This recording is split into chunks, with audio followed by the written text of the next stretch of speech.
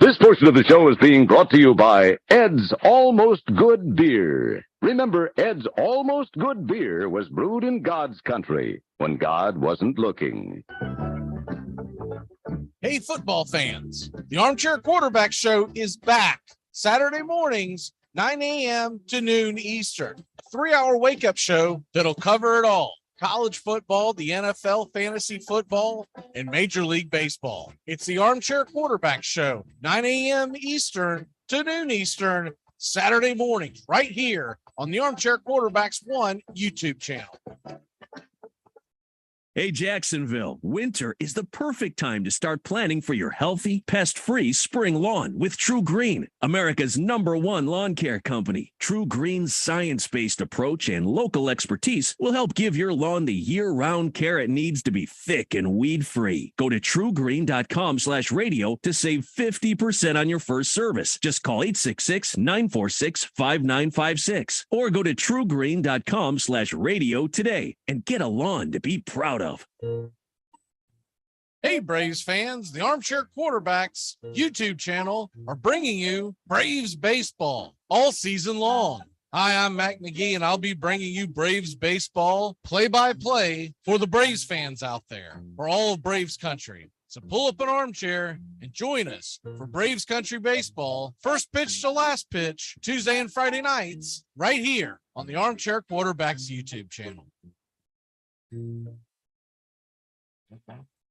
Lager, the beer that brought the forest down. I drive an exotic imported sports car. I eat exotic foreign food like frankfurters and pizza. But when it comes to numbing my mind, I'm a patriot. I drink the beer that brought the forest down. I'm a lager man. And with the new 80-bottle trunk pack, you've got enough for the evening. Hey, it's happy hour somewhere. Lager brings out the patriot in you. Join the Armchair Quarterback Show for its 9th season. And this year, we're doing it all in one show. Saturday mornings, 9 a.m. Eastern to noon Eastern, we'll be talking college football, the SEC, the Big Ten, other big games of the day. We'll be diving into the National Football League, focusing on the Southern football teams and all the big matchups throughout the land. And doing it while covering the point spreads, the over-unders, the prop bets, fantasy football. We'll tell you who to start and who to sit. And everybody's favorite, the stupid underdog picks. We'll cover Major League Baseball all the way through October and beyond. It's the Armchair Quarterback Show, 9 a.m. Eastern to noon Eastern, Saturday mornings on Armchair Quarterbacks 1 YouTube channel.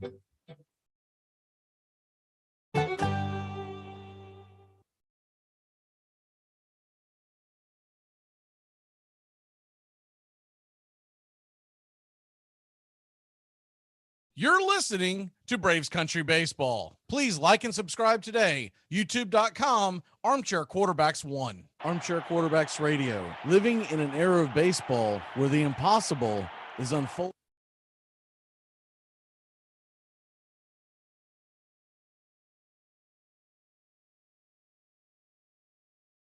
You're listening to Braves Country Baseball. Please like and subscribe today. YouTube.com, Armchair Quarterbacks 1. Armchair Quarterbacks Radio. Living in an era of baseball where the impossible is unfolding right before our eyes. Salvador Perez, the 2-2. Send the ball in foul territory. A World Series win for the San Francisco Giants for the 3rd time in the last 5 years. And their hero, Madison Bumgarner. The 1-2 again.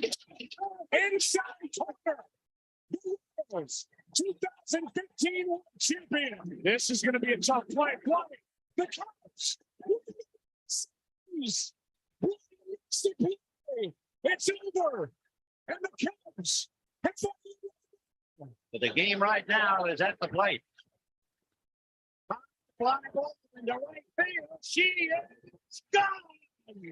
In a year that has been so impossible, the impossible has happened. Armchair. It's important to remember the value of taking time for ourselves to do the things that help us grow and explore, like learning something new. And now with the Great Courses Plus, it's never been easier to experience the joys of learning. The Great Courses Plus offers thousands of streaming videos that cover hundreds of fascinating topics, from World War II to choosing the perfect wine. You can even take a course on the U.S. government or dealing with stress and anxiety. And because the Great Courses Plus partners with world-class professors and experts, you're always receiving thoroughly vetted, high-quality content from every lecture. Plus, you can watch or listen anytime, anywhere with the Great Courses Plus app. So take a little time for you. Sign up for the Great Courses Plus today for a free month of unlimited access.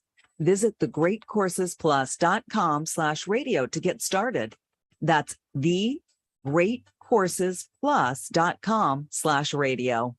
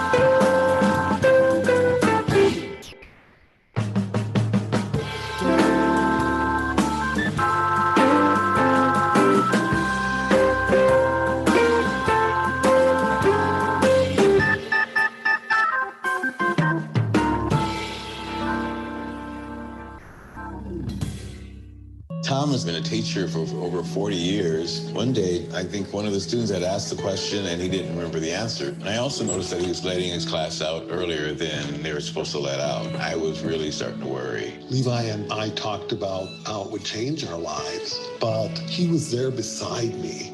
When something feels different, it could be Alzheimer's. Now is the time to talk. Visit alz.org/ourstories to learn more. A message from the Alzheimer's Association and the Ad Council.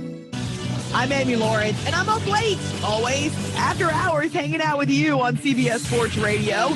Check it out, 2 a.m. Eastern, 11 p.m. Pacific. Enjoy sun-drenched days, epic stays, and plenty of room to roam in Greater Fort Lauderdale. Our hotels, attractions, and restaurants have taken the Visit Lauderdale's Safe and Clean pledge, so you can relax and explore with confidence. When you're ready for that well-deserved staycation, our 23 miles of golden beaches await. Find wide-open spaces to hike, bike, kayak, and paddleboard. Visit your favorite attractions, then dine out in style on waterfront patios. Learn more at sunny.org.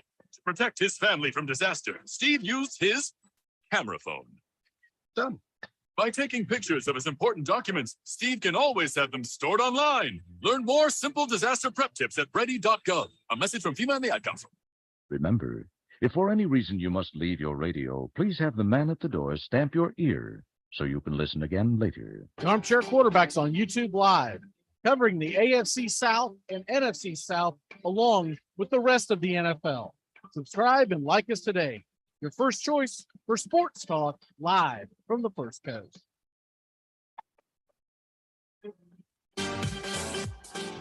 I might audible. If I audible, I'll use Omaha! Omaha! Red Polly! Red Polly! Blue Poncho! Blue Poncho! Dilly! Rambo! Rambo! Give me Kershaw here, Kershaw! You're listening to the Armchair Quarterbacks. Stop, Japan! Richmond, New York! Richmond, Florida! Sally, Buffalo! Check! Hey, Short Ox! Ludo Raiders! Red Lion! Omaha! Come out! This portion of the show is being brought to you by The Best Things in Life, which are still free with minimum purchase at participating dealers. Dread running to the post office? Stamps.com brings post office and UPS services right to your computer. Send letters, ship packages, and get up to 40% off USPS and up to 62% off UPS rates. Nearly 1 million small businesses use Stamps.com to save time and money. It's a no-brainer. So skip the post office and visit Stamps.com. Hi, this is Britney Spears. It's Jay-Z. This is Jennifer Lopez. Armchair. Hey, Braves fans, the Armchair Quarterbacks YouTube channel are bringing you Braves baseball all season long. Hi, I'm Mac McGee, and I'll be bringing you Braves baseball play-by-play for the Braves fans out there, for all of Braves country. So pull up an armchair and join us for Braves Country Baseball, first pitch to last pitch, Tuesday and Friday nights, right here on the Armchair Quarterbacks YouTube channel.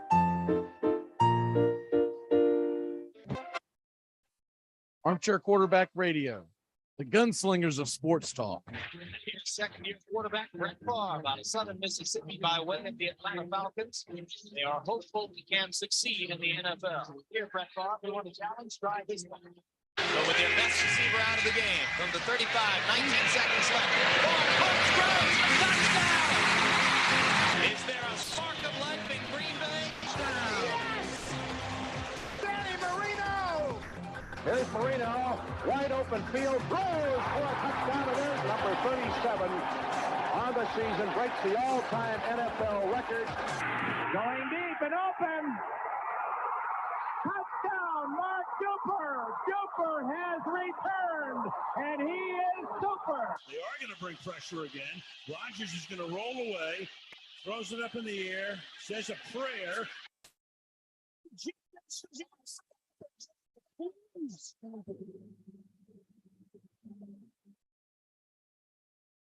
TGIF on the Armchair Quarterbacks. Justin Waller and Mac McGee are back at it 6 p.m. Eastern to 7 p.m. Eastern every Friday evening right here on the Armchair Quarterbacks YouTube channel and your local CBS Sports affiliates. We're talking the NFL, Major League Baseball, Southern football, so grab you a cold one. It's finally Friday on the Armchair Quarterbacks, 6 p.m. Eastern to 7 p.m. Eastern. Waller and McGee getting you ready for your sports weekend. You're listening to CBS Sports Radio. We are all sports 24 hours a day, 7 days a week. Strong opinions and your phone calls. Expect it here. CBS Sports Radio.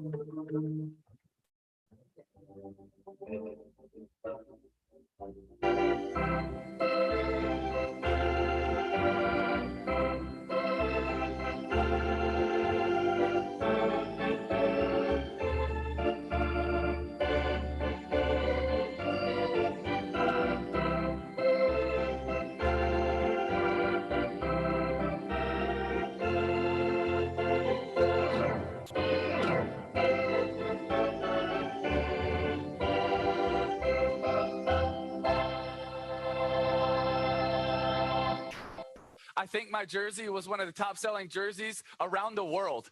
It was like Kobe, LeBron, and then I was right behind them, and I didn't make a dollar from it, but nor did I want to, because I knew going into college what it was all about. I knew going to my dream school where I wanted to go, the passion for it. And if I could support my team, support my college, support my university, that's what it's all about. But now we're changing it from us, from my university, from being an alumni where I care, which makes college football and college sports special, to then, okay, it's not about us, it's not about we, it's just about me. And yes, I know we live in a selfish culture where it's all about us, but we're just adding and piling it onto that, where it changes what's special about college football. We turn it into the NFL, where who has the most money, that's where you go. That's why people are more passionate about college sports than they are about NFL. That's why the stadiums are bigger in college than they are in the NFL, because it's about your team, it's about your university, it's about where my family wanted to go, and you're taking that away so that young kids can earn $1. And that's just not where I feel like college football needs to go. Armchair. Hey, Braves fans, the Armchair Quarterbacks YouTube channel are bringing you Braves baseball all season long.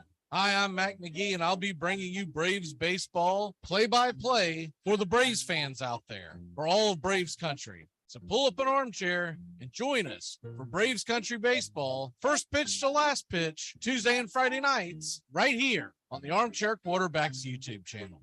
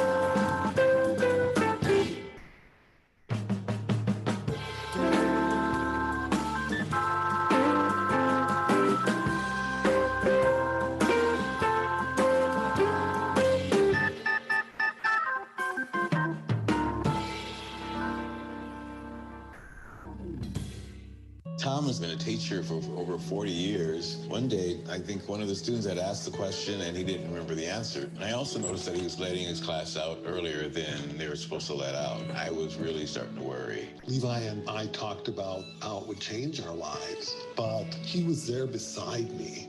When something feels different, it could be Alzheimer's. Now is the time to talk. Visit alz.org/ourstories to learn more.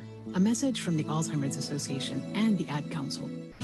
I'm Amy Lawrence, and I'm up late, always, after hours hanging out with you on CBS Sports Radio. Check it out, 2 a.m. Eastern, 11 p.m. Pacific. Enjoy sun-drenched days, epic stays, and plenty of room to roam in Greater Fort Lauderdale. Our hotels, attractions, and restaurants have taken the Visit Lauderdale's Safe and Clean pledge so you can relax and explore with confidence. When you're ready for that well-deserved staycation, our 23 miles of golden beaches await. Find wide-open spaces to hike, bike, kayak, and paddleboard. Visit your favorite attractions, then dine out in style on waterfront patios. Learn more at sunny.org. To protect his family from disaster, Steve used his camera phone. Done. By taking pictures of his important documents, Steve can always have them stored online. Learn more simple disaster prep tips at ready.gov. A message from FEMA and the Ad Council. Remember, if for any reason you must leave your radio, please have the man at the door stamp your ear so you can listen again later. Armchair Quarterbacks on YouTube Live, covering the AFC South and NFC South along with the rest of the NFL. Subscribe and like us today. Your first choice for sports talk live from the First Coast.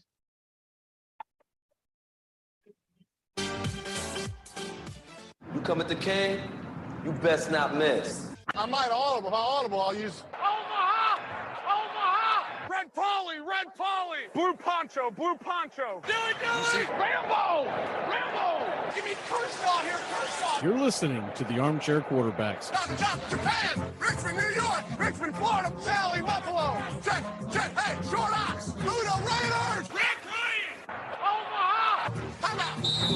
This portion of the show is being brought to you by The Best Things in Life, which are still free with minimum purchase at participating dealers. Dread running to the post office? Stamps.com brings post office and UPS services right to your computer. Send letters, ship packages, and get up to 40% off USPS and up to 62% off UPS rates. Nearly 1 million small businesses use Stamps.com to save time and money. It's a no-brainer. So skip the post office and visit Stamps.com. This is Britney Spears. What up, this Jay-Z? This is Jennifer Lopez. Armchair. Hey, Braves fans, the Armchair Quarterbacks YouTube channel are bringing you Braves baseball all season long. Hi, I'm Mac McGee, and I'll be bringing you Braves baseball play-by-play for the Braves fans out there, for all of Braves country. So pull up an armchair and join us for Braves Country Baseball, first pitch to last pitch, Tuesday and Friday nights, right here on the Armchair Quarterbacks YouTube channel.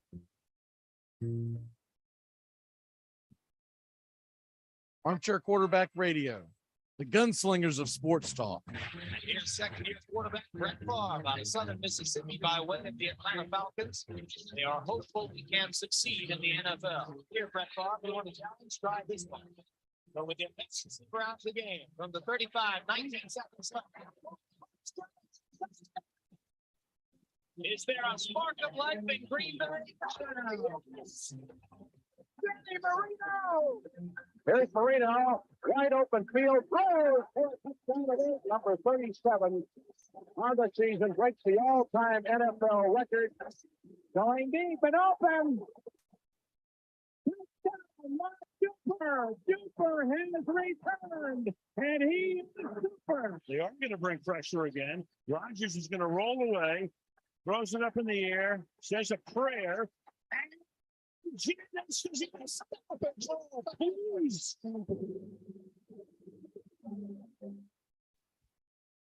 TGIF on the Armchair Quarterbacks. Justin Waller and Mac McGee are back at it 6 p.m. Eastern to 7 p.m. Eastern every Friday evening right here on the Armchair Quarterbacks YouTube channel and your local CBS Sports affiliates. We're talking the NFL, Major League Baseball, Southern football, so grab you a cold one. It's finally Friday on the Armchair Quarterbacks, 6 p.m. Eastern to 7 p.m. Eastern. Waller and McGee getting you ready for your sports weekend. You're listening to CBS Sports Radio. We are all sports 24 hours a day, 7 days a week.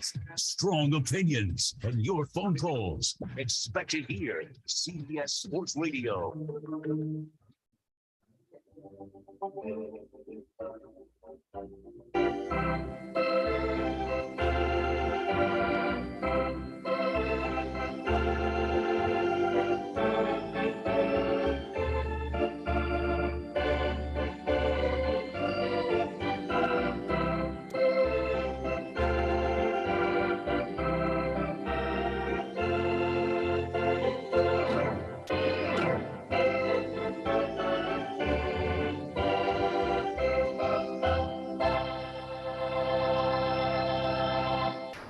The outlook wasn't brilliant for the Mudville Nine that day.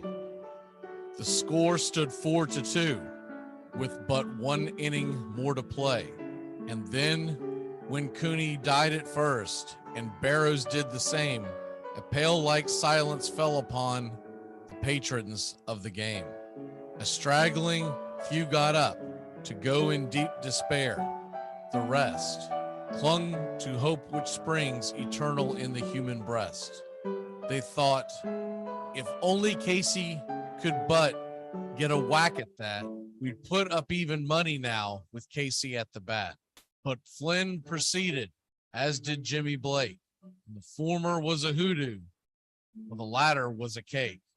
So upon that stricken multitude, grim melancholy sat, for there seemed but little chance of Casey getting to the bat. But Flynn let drive a single to the wonderment of all. And Blake, the much despised, tore the cover off the ball. When the dust had lifted and men saw what had occurred, there was Jimmy safe at second and Flynn a hugging third. Then from 5,000 throats and more, there rose a lusty yell. It rumbled through the valley. It rattled in the dell. It pounded on the mountain and recoiled upon the flat. For Casey, mighty Casey, was advancing to the bat. There was ease in Casey's manner as he stepped into his place. There was pride in Casey's bearing, and a smile lit Casey's face. When responding to the cheers, he lightly doffed his hat. No stranger in the crowd could doubt 'twas Casey at the bat. 10,000 eyes were on him as he rubbed his hands with dirt. 5,000 tongues applauded when he wiped them on his shirt. Then while the writhing pitcher ground the ball into his hip, defiance flashed in Casey's eyes. A sneer curled Casey's lip. And now the leather-covered sphere came hurtling through the air, and Casey stood a-watching it in haughty grandeur there. Close by the sturdy batsman, the ball unheeded sped. That ain't my style, said Casey. Strike one, the umpire said. From the benches black with people, there went up a muffled roar, like the beating of the storm waves on a stern and distant shore. Kill him! Kill the umpire! Shouted someone on the stand, and it's likely they'd have killed him had not Casey raised his hand. With a smile of Christian charity, great Casey's visage shone. He stilled the rising tumult. He bade the game go on. He signaled to the pitcher, and once the dun sphere flew, but Casey still ignored it, and the umpire said strike two. Fraud, cried the maddened thousands, and echo answered fraud. But one scornful look from Casey, and the audience was awed. They saw his face grow stern and cold. They saw his muscles strain, and they knew that Casey wouldn't let that ball go by again. The sneer is gone from Casey's lip. His teeth are clenched in hate. He pounds with cruel violence his bat upon the plate. And now the pitcher holds the ball. And now he lets it go. And now the air is shattered by the force of Casey's blow. Where somewhere in the favored land, the sun is shining bright. The band is playing somewhere, and somewhere hearts are light. And somewhere men are laughing. And somewhere children shout. But there is no joy in Mudville. Mighty Casey has struck out.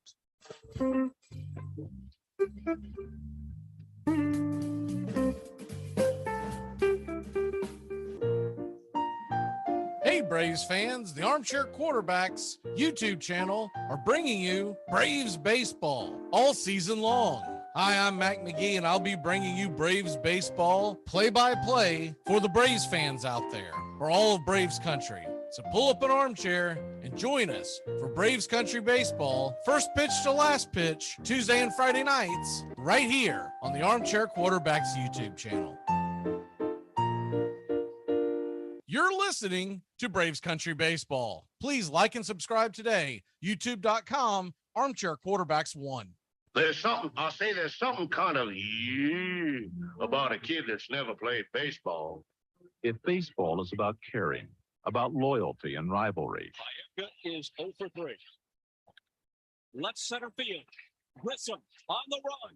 The team of the 90s wins its world championship. There's a very peaceful thing. It was created and played in pastures and meadows. There's grass, there's outdoors, there's everything that people thought was American and feel about America. You get in a ballpark, and it's the wonder of walking through that dark tunnel and seeing a huge open space where men play the little boy's game.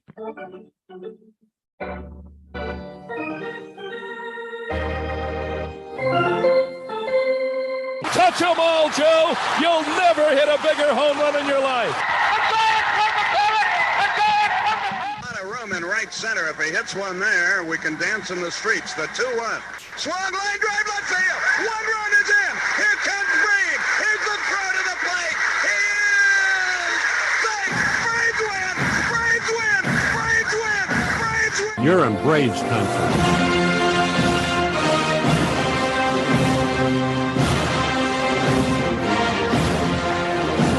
We're down to one strike here. Gurriel, the last hope for the Houston Astros. Here's the 0-2 pitch. Swung on, bounced over to Dansby. Dansby fires it over to first. And here comes the dog pile. Fire the cannons in the battery. Do the chop, baby. All throughout Braves country, pop that top. Your Atlanta Braves have won it all.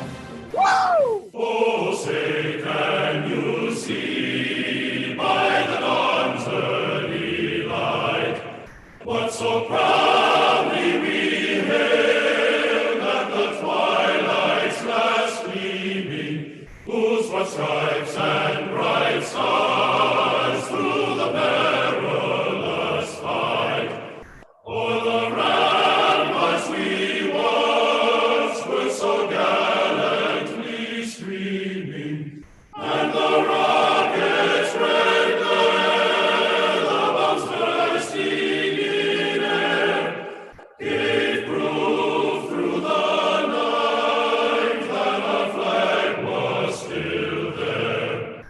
Oh, say does that star-spangled banner yet wave o'er the land of the free and the home of the brave?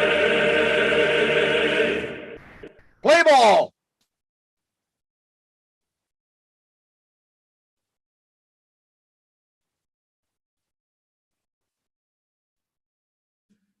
Hey, howdy, hi, and how the hell are you? Good evening, boys and girls. Pull up an armchair. It's time for Braves Country Baseball. We're coming to you live coast to coast. I'm Mac McGee, and the scene is Truist Park, and the festivities are lively tonight as they are celebrating, honoring the 1982 NL West Atlanta Braves. Of course, that team lost to the St. Louis Cardinals in the NLCS. That was the famous team. If you're a little too young to remember this, or maybe it slipped your mind, they started that season off 13-0. That was the first season. So it's been 40 seasons now. That's the first season that I started watching Braves baseball as a young child. Watched a little bit in 1981, but 82 is where I got locked in and became a diehard Braves fan, and have been ever since. Life has never been the same, for better or for worse.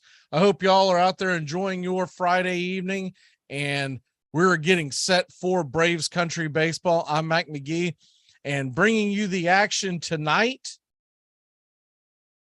It's going to be Madison Bumgarner on the bump for the Arizona Diamondbacks. That's assuming he doesn't get traded between now and first pitch, as there's a lot of rumors out there swirling about the Diamondbacks moving some guys, and Mad Bum could be one of them.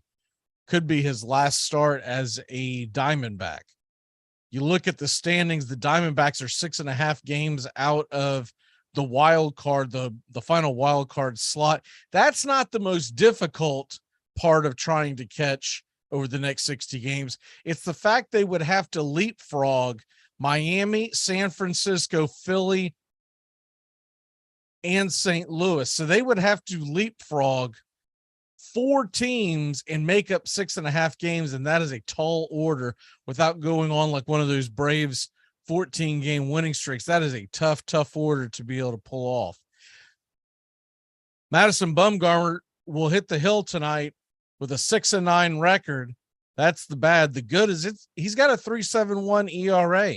So a pretty good season, back bounce year for Madison Bumgarner. He's got 78 strikeouts over 104 innings and a 258 batting average against, a 1.33 whip. He has given up 14 home runs. And one of the more interesting storylines that could be tonight is if he does not take particularly well to, if someone like Acuna were to go deep. If you've missed this happened a couple times this year. Bumgarner has given up a home run and then getting really, really salty after the home run trot. And the most recent one was Robles of the Washington Nationals. Now, I will say this in Bumgarner's defense. You've got Madison Bumgarner with at the time, it was a 7-1 lead. It was late in the game. And this is a player in Robles that plays for a team in the Arizona Diamondbacks. The Washington Nationals is nowhere near the playoff race. So I do get the old school mentality for Bumgarner, why he got mad and said, just run around the bases, called him a clown afterwards. And then famously Robles the next day put on a clown's nose in the dugout. So that made headlines.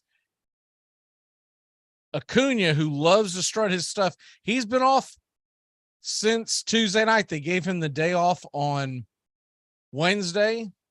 And with that being said, we are almost ready for Braves baseball. We'll get you caught up here in 1 second. We are going to take a real quick 30-second break as I'm going to get some things reset, and we will be back in a flash for Braves baseball.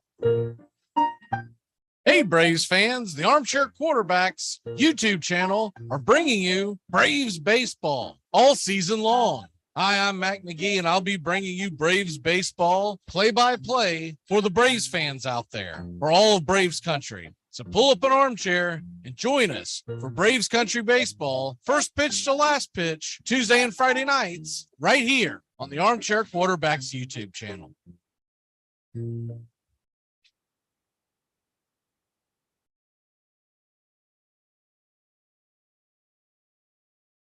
Welcome back to Braves Country Baseball. We are about set. Dale Murphy is taking his final bows before the game, before the home crowd, as we're getting set tonight. Arizona will be playing in their road grays with the black letters and just a hint of red and yellow as an outline.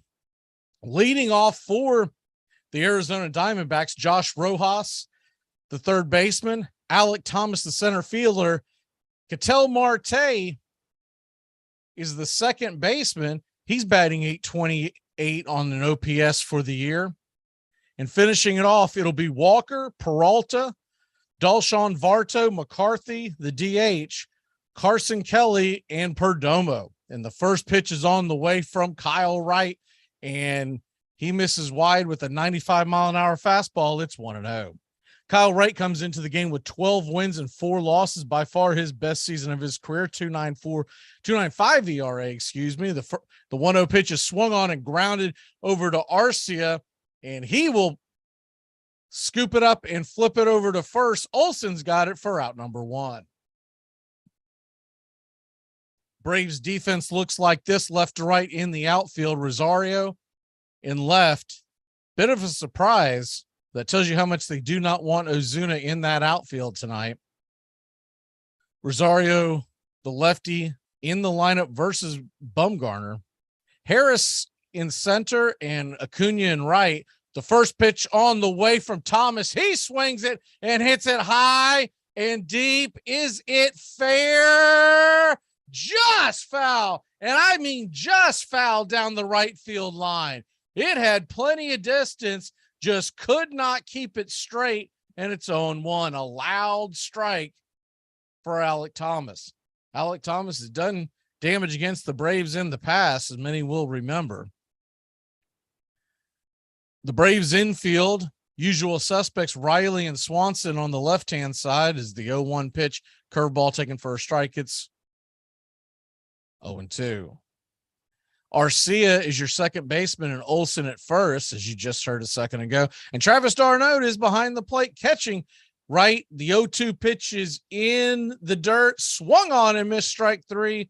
And it's the first strikeout for Kyle Wright on this Friday night. The Braves are wearing their Friday night reds with the white pants, blue letters, blue numerals, and the white outlines. The Braves across the chest, and a tomahawk underlying the Braves.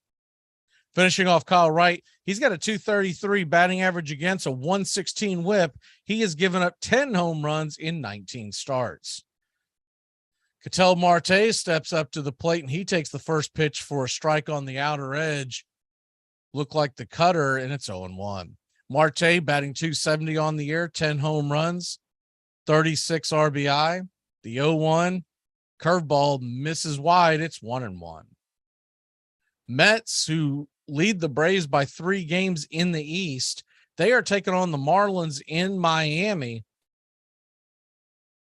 The 1-1 right there just below the knees misses, according to home plate umpire Bruce Streckman. It's 2-1. It'll be Paul Emmel at first. Adam Beck is your second base umpire, and Chad Fairchild at third. The 2-1 pitch, fastball top of the zone, called for a strike, top shelf, and it's 2-2. They're in the second inning in Miami.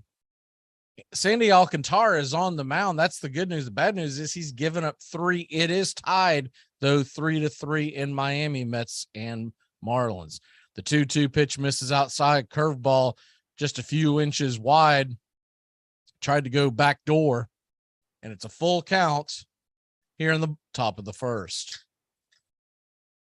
The 3-2 pitch, swing and a miss, strike 3, fastball top shelf, outer edge, and that'll end the inning. 2 strikeouts for Kyle Wright. A bit of a scare with the long ball, but it went foul. We'll grab the bats and be back in a second. You're listening to Braves Country Baseball. This portion of the show is being brought to you by The Best Things in Life, which are still free with minimum purchase at participating dealers. Hey, baseball fans, the Armchair Quarterbacks YouTube channel is going to bring you the baseball game of the week on Thursday nights. Tones Ariola and Mac McGee bringing you the action, the biggest game of the week in all of Major League Baseball. That's Thursday nights. This baseball season, the MLB game of the week, right here on the Armchair Quarterbacks YouTube channel. It all starts with just one thing. Glass jars can be reused to store food and spices, as a holder for combs and brushes in the bathroom, or as a container for plants and homemade candles, in addition to simply being recycled. Find tips and more at onethingus.com. Let me tell you something. If the U.S. government decides to stick a tracking device up your ass, you say thank you and God bless America. Hi, this is Britney Spears. What up, this Jay-Z. This is Jennifer Lopez. Armchair.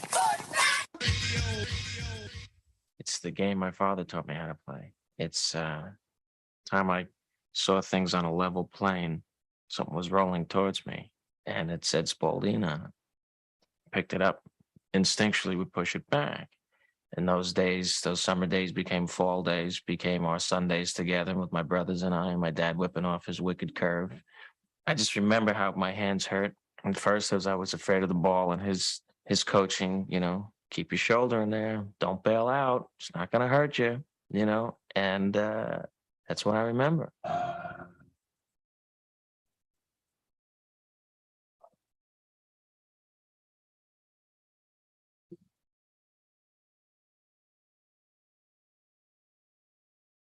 Welcome back to Braves Country Baseball. The Atlanta Braves and Arizona Diamondbacks, game 1.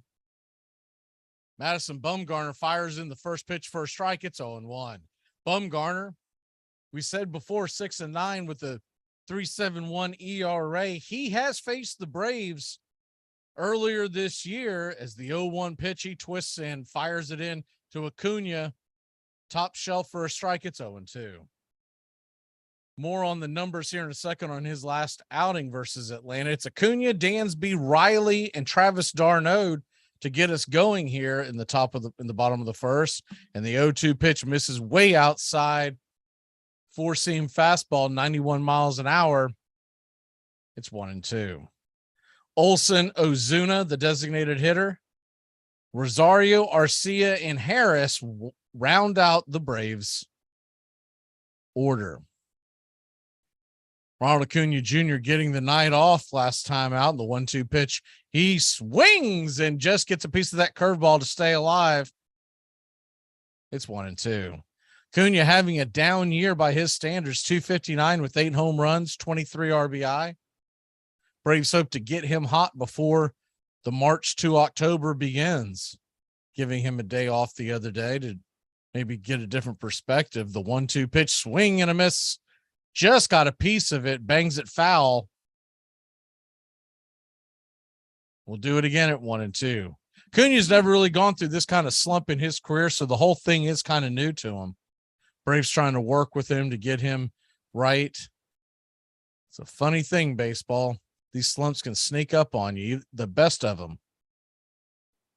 Acuna asked for time as Bumgarner was taking his time to deliver the ball, so he steps out of the box, and we'll get set again as Dreckman gives the sign. And here's the 1-2 swing and just gets a piece of that, fouls it straight back. We'll do it again at 1-2. Madison Bumgarner on June 1st pitched 6 innings against the Braves, gave up 2 earned runs, 6 strikeouts, 7 hits, 2 walks. The Diamondbacks lost to the Braves that day 6-0. The 1-2 pitch from Bumgarner outside, misses, ball 2. It's 2-2. On that day, Kyle Wright was also pitching for the Braves. He obviously got the win. He went 6 innings, no earned runs, 5 strikeouts and 3 hits allowed. The 2-2 pitch swung on and popped up, bending foul and out of play. It's 2-2. The big thing to circle on that Kyle Wright start, he had walked 5 batters. That's really the last time Kyle's really struggled like that, walking batters. It was an issue a little bit at the beginning of the season, but that famous June 1st, of course, that was the day. It was an afternoon game in Arizona. The 2-2 pitch, swing and pops it up. Can of corn into right field. Underneath it to make the play is Varsho, and there's one away. June 1st was the famous day. Remember it well, it was a Wednesday afternoon. And Brian Snicker gave a bit of a pep talk to the Braves before that game. That started that 14-game winning streak, and the Braves have had the best record in baseball since. Here's the first pitch to Dansby Swanson. Dansby roasting into left field. It's going to get down for a single. Quickly on it is the left fielder Peralta, and it's a one-out single for Lieutenant Dan to get the Braves going here in the bottom of the first. Looked like a slider that did not slide. And Dansby stepped right into it, just got it over the head of the outstretched glove. The shortstop, Geraldo Perdomo, for the Diamondbacks. That brings Austin Riley to the plate, and the first pitch to Austin Riley is inside for a strike. It's 1-0. Four-seam fastball hitting at that 91. That's about where Madison Bumgarner throws nowadays. He's never been a real hard thrower, always been more of a placement pitcher. The 1-0 pitch misses outside. Fastball again, it's 2-0. You'll notice the change in the lineup with the lefty. On the mound, Riley has been bumped up to the 3 spot. Olsen down to the 5 spot. The 2-0 pitch inside for a ball. It's 3-0 to Austin Riley. Riley batting .294 on the year. Braves would love to get out early and get a little momentum after losing 2 of 3 to Philadelphia. The 3-0 pitch, swing and hammered foul over towards the third base dugout, went off the screen, ricocheted, narrowly missed Ron Washington, the Braves' third base coach. It's 3-1 to Riley. Mad Bum looks in. He flips it over to first, and Dansby was going. He's going to be picked off. They throw it down to second, and they got him. Madison Bumgarner, known for a good pickoff mood, clipped Swanson. Swanson was going on the pitch. One thing I'll say for Swanson on that, though, he got thrown out. When you go like that and they throw over, you might as well keep going. You'll see some runners that'll try to put on the brakes and dive back, and you're always dead meat. Took a good throw by the first baseman, Christian Walker. The 3-1 pitch swung on and missed, and it's now 3-2 to Riley. Bumgarner's always had one of the better moves in baseball. Left-hander deceptive going to the plate. The 3-2 swing and rip down the third left field line. Is it fair? It is fair. That baby's gone. It just went over the 335 sign in left field, diving over the wall and in to Braves country territory. It's 1-0 Hotlanta, GA. That ball was absolutely ripped down the third base line. Looked like the slider once again, and he got it way too much of the plate. Riley got just enough of the barrel on it, hammered it down the line. The only question was whether it was going to stay fair. That brings Travis d'Arnaud to the plate, and Travis d'Arnaud takes the first pitch inside for a ball. It's 1-0. Good piece of hitting by Riley. The 1-0 pitch, swing and grounded over to shortstop. Perdomo's got it. He flips it over to first, and that'll end the inning. But not before the Atlanta Braves get on the scoreboard. It's 1-0 Braves. Kyle Wright headed back to the hill with the lead. He only has 3 rings. I'm not playing, you stupid game. My hotel's nice, and I was in the elevator. There's a sign in the elevator that said maximum capacity 12 persons. 12 persons. Somebody needs to tell the folks down at the elevator company that the plural of the word person is people. It's not persons, right? The hotel pool had a similar sign. It said maximum capacity 180 people. Do we really need legislation for that sort of thing? Doesn't it kind of govern itself? Don't most of us just hang back and go, I don't want to get in the pool with that many people. It's not going to be refreshing, knocking up against other people's arms and skin. Move, I have a legal right to be here. Banging elbows, move. I did a head count. Like in the bathroom stall, we don't put a sign that says maximum capacity 1 person. I just see the shoes and I keep on moving. We got a tie. We need to fix it. We need a tiebreaker. I agree. Ties are not acceptable in fantasy football. Fantasy football is about proving that you are better than your friends, not equally as good as your friends, okay? It's not communism. We're not coveting Billy Joel cassette tapes and wearing ill-fitting blue jeans. I'm Amy Lawrence, and I'm up late, always, after hours, hanging out with you on CBS Sports Radio. Check it out, 2 a.m. Eastern, 11 p.m. Pacific.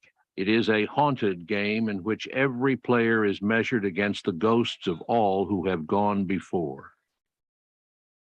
Most of all, it is about time and timelessness, speed and grace, failure and loss, imperishable hope, and coming home. Here's the pitch. It's a slow curve now, and the base swings. It's a long one. It's in there.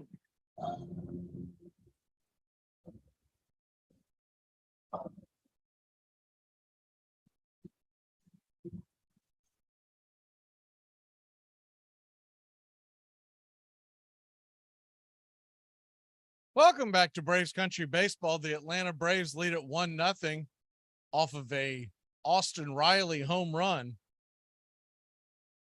That's going to bring up Christian Walker to the plate for the Arizona Diamondbacks.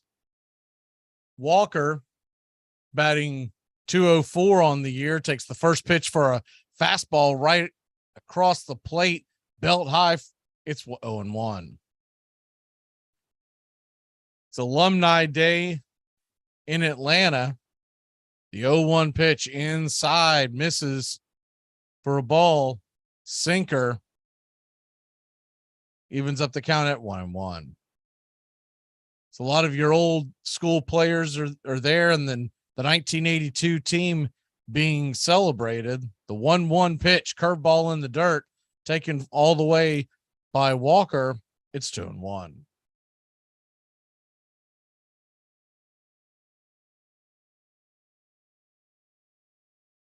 The 2-1, Kyle Wright kicks and deals, swing and grounded on over to Dansby at short. Dansby flips it over to first, a 6-3 put out. There's one away. Of course, a lot of the old school guys were out there getting standing ovations. Mainly, I'm sure everyone remembers Dale Murphy, but I was so excited to see some of these guys have not seen in quite a while. Some of them don't make it out there every single year.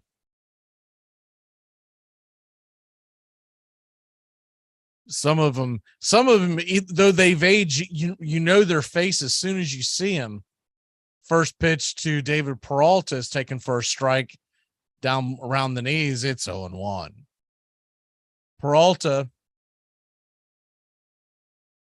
has been a topic of trade rumors. The left-handed outfielded bat, swing and a miss at the 0-1 pitch, curveball down below out of the zone. It's 0-2. He's got 12 home runs, 41 RBI, a stolen base, batting .251, a 782 OPS. The 0-2 delivery from Kyle Wright down below the knees, taken for a ball. It's 1-2. Some of the guys that went out there, if you were fans of the Braves back in those days, you instantly knew them. They didn't even need to have a jersey on or be announced. So the 1-2 pitch misses outside. It evens the count at 2-2.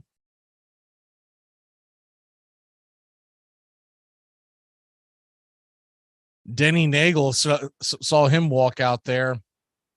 Brett Butler, the 2-2 pitch, swing and a miss, strike 3. And Kyle Wright is cooking early. That's 3 strikeouts on the night for Captain K, and there's 2 away.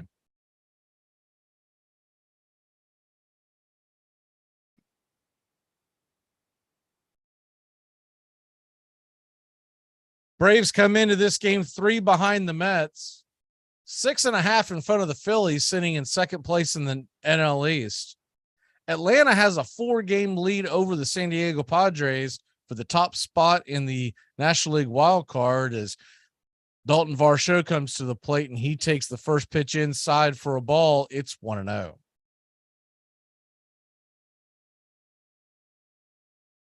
The 1-0 kicks and deals, swing and a miss, 96-mile-an-hour fastball, top shelf right by him. It's 1-1.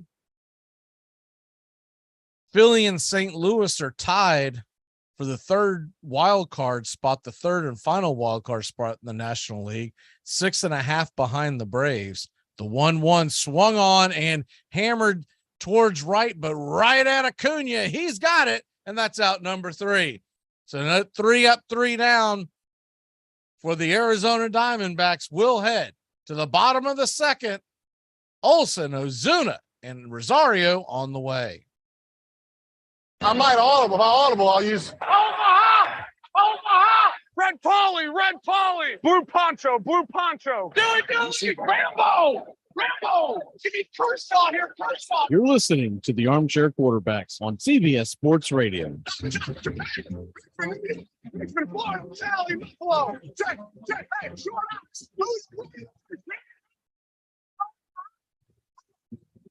Oh, wow. I'm pretty sure that's going to be there it is. Another flag on the play. multiple flags on the play. Holding. Offense number 97. That penalty was declined. Touchdown. After the play, unsportsmanlike conduct. Offense number 22. Penalty will be applied to the kickoff. This is going to be one of the strangest calls. That son of a... You playing against Dick this week? Yeah. Could be worse, man. When I played against him, he ejected all my players. Black. Armchair. I'm Amy Lawrence, and I'm up late, always, after hours, hanging out with you on CBS Sports Radio. Check it out, 2 a.m. Eastern, 11 p.m. Pacific. Of all baseball's ancestors, town ball was by far the most popular. Under its rules, the infield was square. 8 to 15 men played on a side, sometimes as many as 50. The pitcher or feeder was the least important player. It was his job to lob the ball to the striker, who could wait and wait for the pitch he wanted. The runner was out if the ball was caught on the fly, or if he was soaked, hit with the ball while running between bases.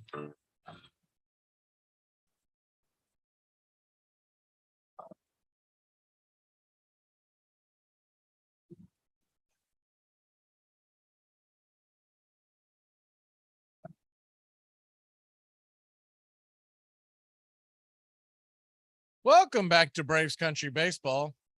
The Atlanta Braves, as Madison Bumgarner deals the first pitch for a strike to Olsen, lead at 1-0. The 0-1 delivery on the way and just clips the outer part of the zone slider for a strike. It's 0-2. The 0-2 pitch to Olsen swung on and hit into right field, but right at the right fielder Varsho, and there's quickly one away. Bumgarner coming right at Olsen. That'll bring Marcell Ozuna to the plate. Ozuna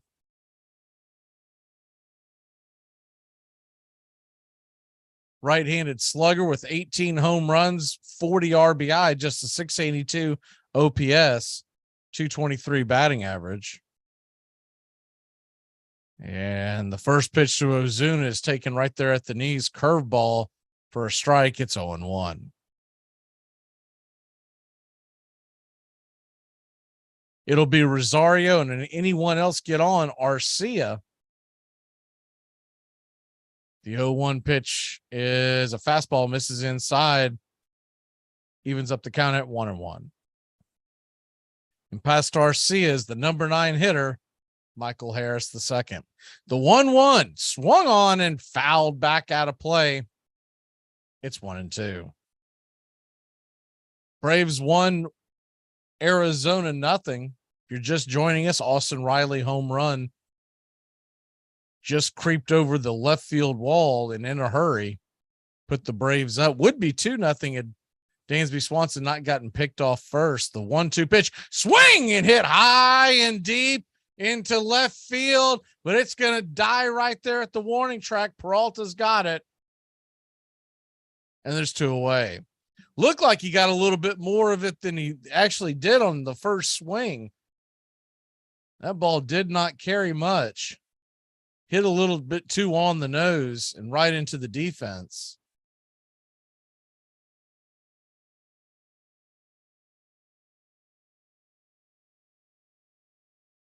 And that's going to bring up Eddie Rosario to the plate. Eddie Rosario from the left-hand side. We'll see how he handles Bumgarner. First pitch to Rosario is a curveball at the knees, outer edge. It's 0-1. Rosario batting 160 on the year, 2 home runs, 6 RBIs. The 0-1 outside fastball misses, evens up the count at 1-1. See, there's actual talk of moving Shohei Ohtani. It's the 1-1 pitch, swing, and fouls it back off the plate towards the Diamondbacks dugout, third base side. It's 1-2. It was first hinted at by Dan Plesac last week, and everyone pretty much scoffed at it. But now there's actual talk this could be taking place. They're at least listening to offers at this point. The 1-2 pitch from Bumgarner swung on and hit hard, but right into the shift and caught by the shortstop, and that'll end the inning. So the Braves 1-2-3. They'll head back to the field, leading it 1-0. I should have gone to law school or high school. The Armchair Quarterbacks on YouTube Live.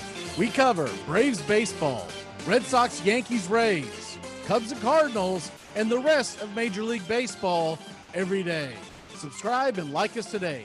Your first choice for sports talk live from the First Coast.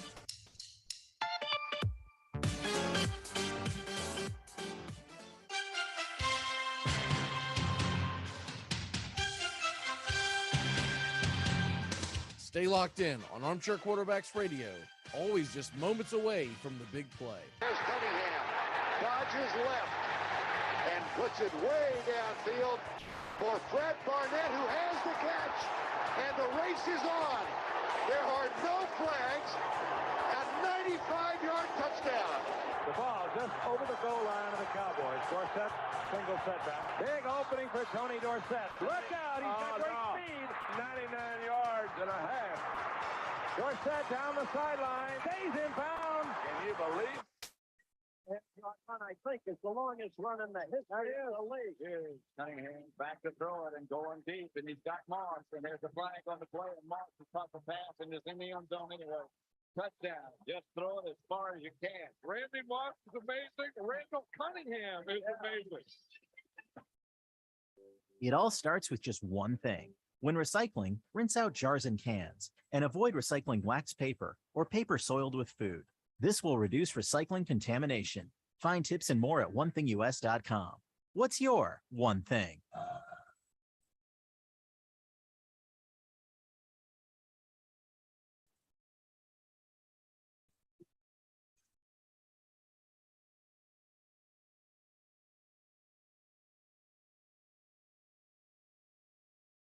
Welcome back to Braves Country Baseball. Kyle Wright delivers a first pitch strike curveball swung on and missed by the designated hitter, Jake McCarty, from the left-hand side of the plate. It's 0-1. Lefty-righty matchup here to get the top of the third going. Curveball, check swing, and taken for a strike. It's 0-2.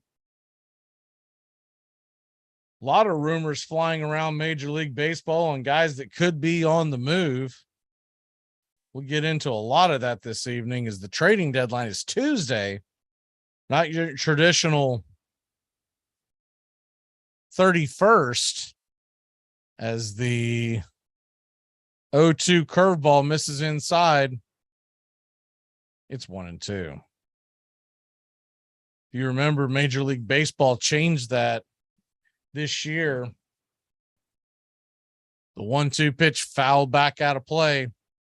Do it again at 1-2 is a fastball that was just kept alive. Main reasoning for the change of the trading deadline is the 1-2 pitch swing and just knocks it foul down the left field line. Curveball. McCarthy keeps it alive. We'll do it again at 1-2.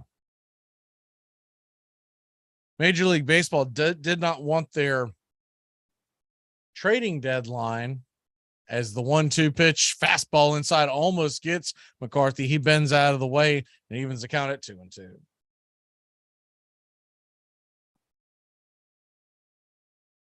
They did not want the trading deadline to fall on a Sunday.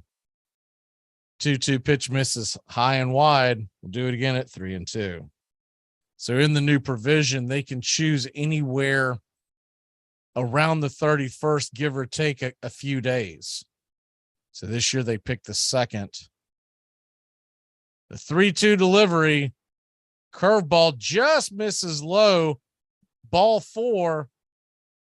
And Kyle Wright loses his first batter. It's a leadoff walk for the Arizona Diamondbacks.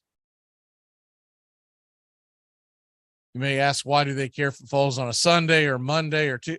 It's more for television. They know a lot of people are not going to be sitting around looking at the trade deadline on a Sunday afternoon. So they wanted to set it up for made for TV kind of stuff. Here's the first pitch on the way to the number 8 hitter, Carson Kelly, and the hind catcher takes the first pitch for a fastball, just kisses the black on the inner part of the plate. It's 0-1. Kelly batting .218 on the year. Righty-righty matchup. Swing and grounds it over towards second. Arcia's got it, and he flips it over to Dansby Swanson, and that ball gets away. It's going to be an error on the play. Not sure what happened here. I have to see what the replay was. Dansby had to leap out of the way of the second baseman. I mean, of the guy going towards second. So you look at the ball, and I'm not sure what. I don't know if the ball just got on Dansby too quick. Oh, it was a very, very bad shovel. That's what it was. Dansby had no chance of even making a play. I thought maybe they might have an argument on runner's interference, but it was just a really bad throw. He was quickly trying to shovel it to turn 2. Instead, you got runners on second and third and nobody out with the number 9 hitter, Perdomo. He takes the first pitch, curveball for a strike below the knees. It's 0-1. So the Diamondbacks got something working here. Braves leading by 1. You would suspect they would play this pretty straight up and not risk giving up the lead. It's the 0-1 pitch is in the dirt for a ball. It's 1-1. Infield right now not playing in. I've seen some strange things here this year in Major League Baseball, where you'll see teams take really strange defensive risks. Here's the 1-1 pitch, swing and a miss. Fastball, strike 2, top of the zone, and he could not lay off. Perdomo hitting .201 on the year. Standing in at the left-hand side, 2 home runs, 21 RBI, a .563 OPS. The 1-2 pitch on the way, swung on and hammered down the right field line, just foul. That's 1-2. I don't know why they were setting up where they were, unless they're expecting him to be out in front of that and they're going to try to go back to something else. That was a fastball that Darnode was set up right over the plate. So the 1-2 pitch, Darnold sets up towards the inside again. Curveball, swing and a miss. Strike out and out number one, one away. Kyle Wright definitely has the strikeout pitch working. 4 strikeouts on the night.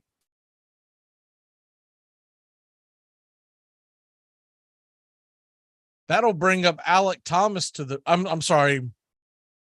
Rojas to the plate. Rojas from the left-hand side sets up and swung on and hammered to the right-hand side. Arcia backhands it, catches it off the ground. So it's a line out, an L4, and there's quickly 2 away. Thought that ball might get down and a run might get in. But it was hit right on a line to Arcia. Good play by Arcia as he tries to make up for that error. I will say it was strange to see Arcia have such a bad feed because he has played phenomenally at second base since he's took over full-time for Ozzie Albies injury. First pitch is pulled on the ground, foul by Thomas. It's 0-1. Alec Thomas is 0 for 1 on the night. He's got a strikeout to his name.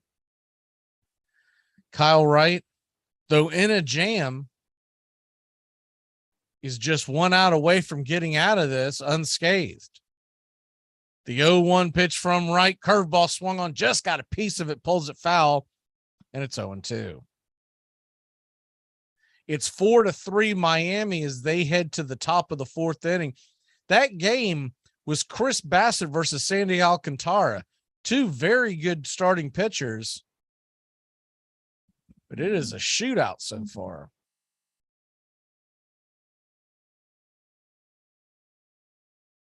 Braves scoreboard watching as they are 3 games behind the Mets in the National League East race. Still a long way to go. The 0-2 pitch swung on and pulled foul. It's going to roll over to Olsen, who collects it and tosses it for a souvenir. We'll do it again at 0-2.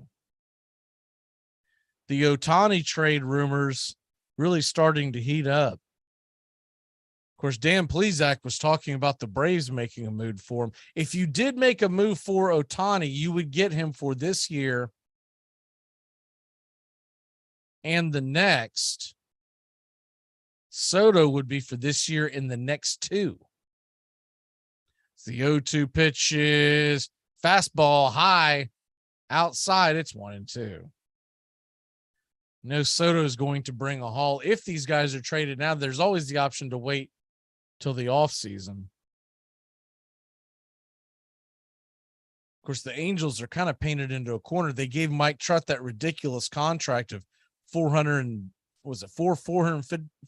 million, 430.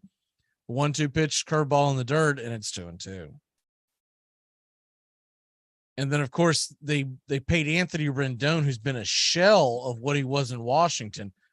Gave him a deal over $300 million. It's kind of hard to go out and give. I figure Ohtani's going to get $500 million. It's going to be difficult to bring in that kind of rake and the team that's just not competitive. The 2-2 swing and grounded over to second. Arcia's got it. He flips it over to first. A 4-3 put out ends the inning, and the Braves are out of hot water. We'll head to the bottom of the 3rd inning. The Braves lead it 1-0. You play to win the game. The Armchair Quarterbacks on YouTube Live, covering the AFC South and NFC South along with the rest of the NFL. Subscribe and like us today. Your first choice for sports talk live from the First Coast. Brad, you might know the answer, but where's Dobbs' eyebrows? I have to know. The kid looks like an alien. I actually found out where Dobbs' eyebrows went to. He mailed them to Anthony Davis of the Pelicans.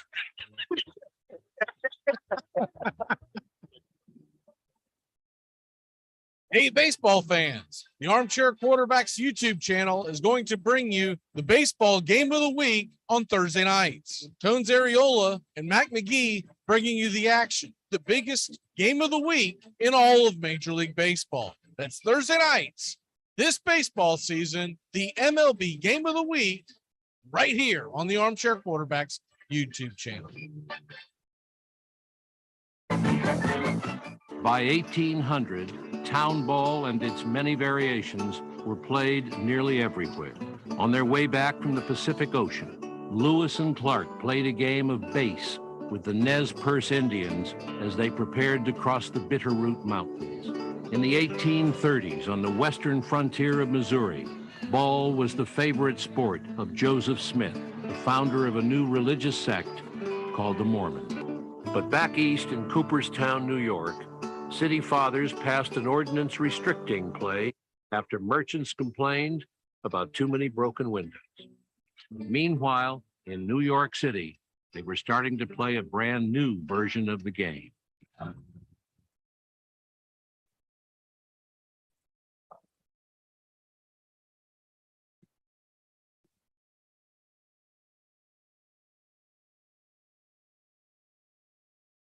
Welcome back to Braves Country Baseball. The Atlanta Braves lead at 1-0.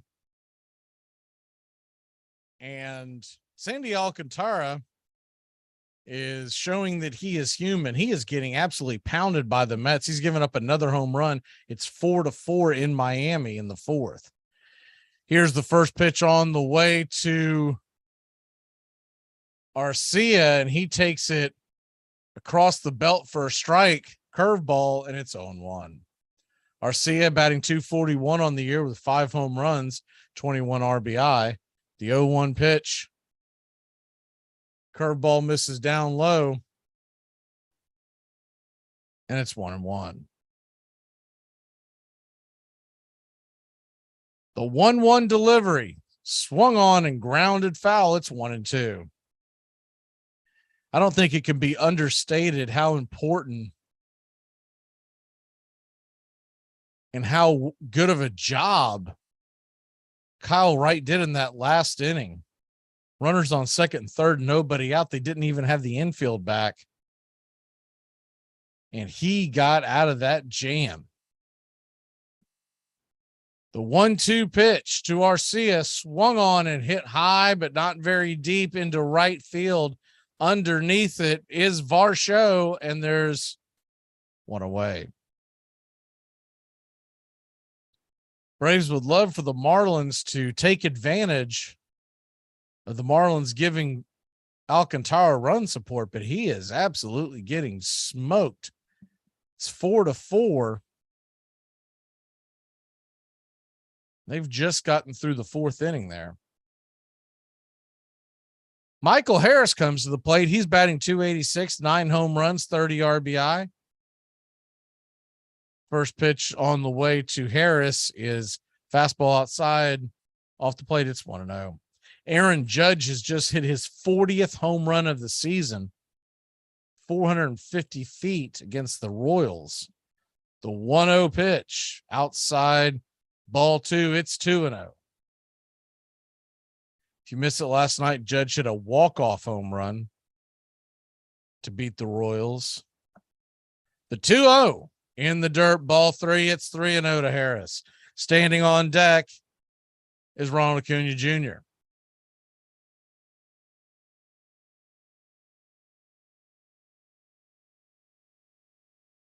The 3-0 from Bumgarner misses outside, ball 4. Harris pauses for a second. I don't know if you thought that was going to be called a strike. And he'll head down to first base. 1 on and 1 out. And Acuna lumbering to the plate.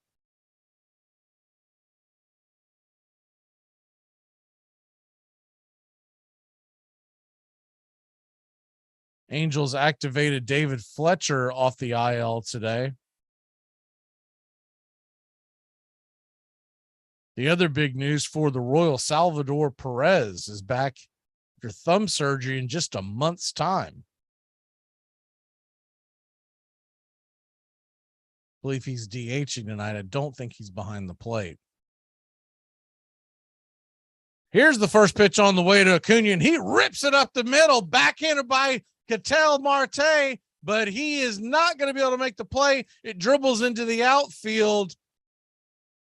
Harris takes a wide turn at second, puts on the brakes, and Marte got the ball on a good hustle play to keep him at second. And that should be an infield single for Acuna. Sometimes it's little things like that that can get you going. He hit the ball hard. They had him shifted well. That was going to be a really tough play. He caught it in between hops, and that second hop had a lot of topspin on it. So that's going to bring up Dansby Swanson to the plate. Dansby Swanson is 1 for 1. He takes the first hack at the first pitch. 85-mile-an-hour cutter, and it's 0-1. Swanson got himself a single last time up, but then was picked off at first, going to second. The 0-1 pitch is swung on and missed. Top of the zone fastball, it's 0-2.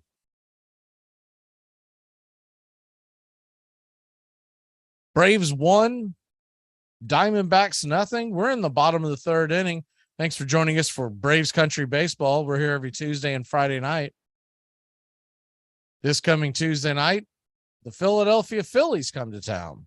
The 0-2 pitch, swing and grounded over to third. He's going to try to make a double play, and the third baseman sails it into right field. A runner's going to come around to score. Michael Harris crosses the plate. It's 2-0 Atlanta. Acuna goes from second to third on the errant throw.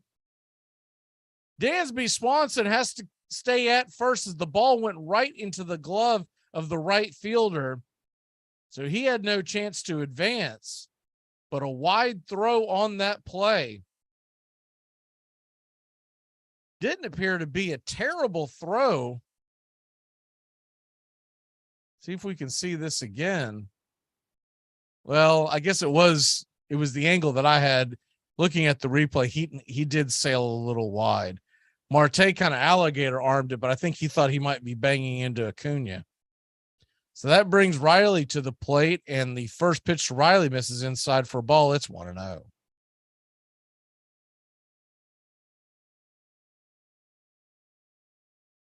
Riley hit a solo shot in the first inning over the left field wall, just over the left field wall.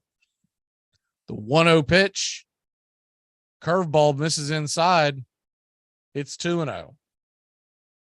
Austin Riley, he's got to be in the MVP discussions at this point. Now has 29 home runs, 65 RBI. The 2-0 pitch hit hard, hit high, hit deep, hit into left field off the wall. Here comes Acuna to score.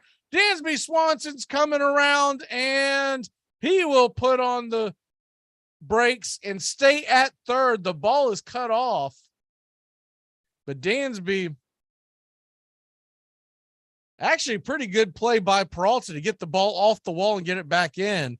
Dansby Swanson with the double and an RBI. And it's 3-0 Atlanta. He absolutely scorched that. Madison Bumgarner missing his spot on that pitch. He got way too much at the plate. And Riley almost put it into the left field seats. Hit it hard off the left field wall. A good carom, good defensive play by Peralta kept Dansby from scoring. That brings Travis d'Arnaud to the plate, and he fouls back the first pitch. It's 0-1. Braves bats are alive tonight. You love to see it. They know they're going to be in a dogfight all summer long trying to catch those New York Mets. Next week, the 0-1 pitch, fastball misses high. It's 1-1. It's that series we've all had circled for quite some time. A 5-game series in New York in 4 days. The 1-1 misses outside for a ball. It's 2-1. Look like the changeup.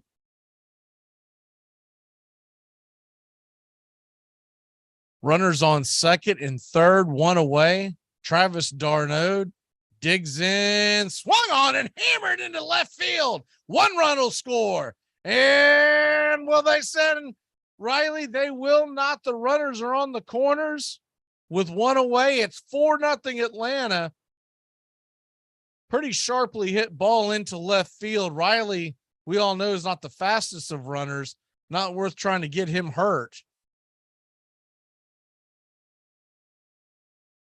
So station to station baseball, the Arizona Diamondbacks were actually playing halfway in, trying to prevent another run.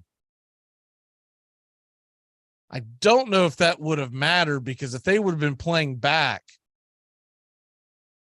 Swanson probably would have scored on the play. It would have been a very deep play by the shortstop and probably an infield hit, though, with Darnaud on the base paths. You never know. Arizona's pitching coach coming out, talked to Bumgarner along with the infield. So they're all having a quick powwow. We'll look around the scoreboard real quick while they do that. St. Louis leads Washington 3-1 in the top of the fifth. Miami and the Mets tied at 4. That game is going to the fifth. Baltimore trails the Reds 2-0 as the first pitch is swung on by Olsen. He grounds it over to third, and it's going to be a tailor-made 5-4-3 double play to end the inning. So with runners on the corners and one away, the scoring thread is ended, but not before Atlanta puts three more on the board. It's 4-0 Atlanta. We head to the top of the fourth. Can you keep a secret? Of course I can. I lost all our money today betting on sports. Damn. I know. I don't know what I'm going to do. Can I tell you a secret? Sure. Yeah. I lied. I can't keep secrets. Wait, what? Armchair. The Armchair Quarterbacks are covering America's pastime from spring training all the way to the Fall Classic. 5-2 Dodgers in the ninth. Got him. They've done it. Like the 1969 Mets, it's the impossible dream revisited. And Myers bringing it. And the pitch is hit in the air. Foul off first. Benzinger backing and calling. And the 1990 World Championship belongs to the Cincinnati Reds. The Twins are going to win the World Series. The Twins have won it. It's a base hit. It's a 1-0 10-inning victory. Bell, left field, way back. Blue Jays win it. The Blue Jays are World Series champions. As Joe Carter hits a 3-run home run in the ninth inning. Touch them all, Joe. You'll never hit a bigger home run in your life. Tony Gwynn is regarded by some as the best pure hitter ever. But did you know that he was also a star basketball player? In fact, in 1981, Gwynn was drafted by both the Padres and the Clippers on the same day, but he ended up choosing baseball. Walter Johnson pitched for the Washington Senators for over 20 years in the early 1900s and has the most WAR of any pitcher. Van Johnson never missed an opportunity to make a speech. It was always the same speech, all about how he, single-handed and alone, had made baseball a gentleman's sport, and it must be kept forever clean because sportsmanship spoke from the heart of America, and he would lay down his life to save our beloved nation, at which he would begin to cry.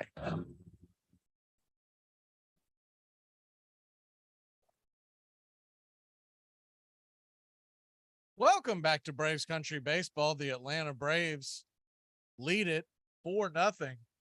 3 runs in the last half inning. Another guy that I'm telling you right now, the moment he came out, they didn't even have to announce him, as this is alumni weekend for the Braves. Is the first pitch from Kyle Wright's taken at the knees for a strike. It's 0-1. Francisco Cabrera, we all remember him well, because he got the famous hit of when Sid slid. The 0-1 pitch is rifled over to first base side. Olsen's got it, scoops it, underhand delivery to Wright covering the bag. And Kyle steps on the pillow. There's one away. Jerry Royster Rafael Ramirez, I knew him instantly. That was one of my first favorite players as a young kid. Saw him come. I was like, man, he has not changed one bit.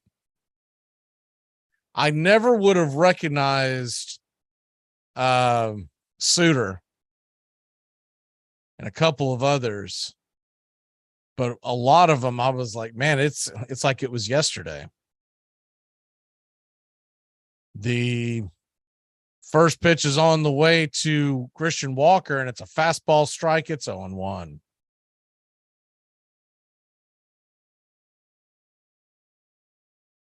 Braves 4, Arizona nothing. The 0-1 delivery swung on and grounded over to deep short. Dansby's got it. He tosses it over to first and gets the hustling Walker by about a step. There's 2 away. These same 2 teams are back at it tomorrow. The 3-game series, game 2 is a 7:20 first pitch. Arizona will have Martin on the hill, and the Braves will shuffle out Ian Anderson. Hope to get him right. First pitch from Wright is taken for a ball. It's 1-0.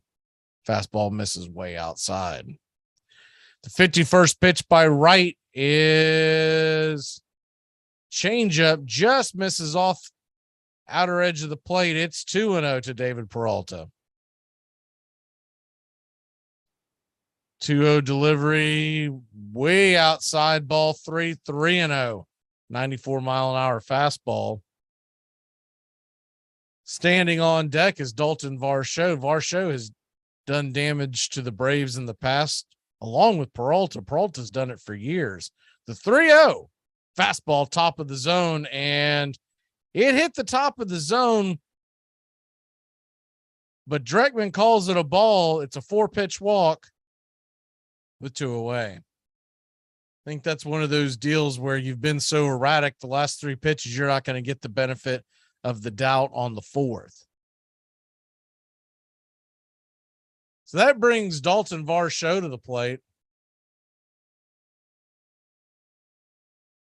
Varsho is 0 for 1 on the night. 13 home runs, 47 RBI, and the first pitch is a curveball, misses way outside. And this time, Darnode stands up and does a forceful throw to the pitcher's mound, trying to kind of wake up Kyle Wright. He is all over the place the last 5 pitches. The 1-0 delivery from Wright is a curveball taken for a strike belt high, intercut, and it's 1-1.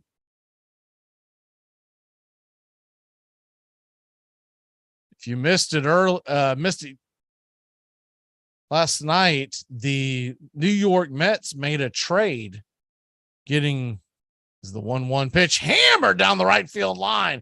Acuna's going to cut it off in right field, spins, turns, fires it to second. So there'll be runners on the corners. Good defense by Ronald Acuna Jr. to keep that going from the wall. That thing goes to the wall. I think Peralta scores.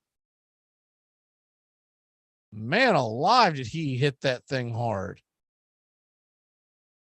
Kyle Wright, who'd pitched 3 really good innings, is starting to struggle here. Probably be a good time for them to go out there and talk to him. But they do not, and that will bring Jake McCarthy, the left-handed designated hitter, to the plate. McCarthy batting .252, 731 OPS, swing and a miss at the first curveball down below his knees. It's 0-1. Sandy Alcantara of the Marlins, he is struggling in the 5th. Looked over there real quick, and they're warming up the bullpen for the Marlins. So the Mets are gonna dodge a bullet. The 0-1 pitch, curveball taken for a strike. It's 0-2. You know, when they looked up, saw they were facing Kantara, they were thinking it's going to be a tough go. He evidently is coming back down to earth. The 0-2 pitch, swing and hit into left field hard. A run's going to score. Rosario's got it. He flips it back into the infield. Runners on first and second, and 2 away. And 1 run on the board. It's 4-1.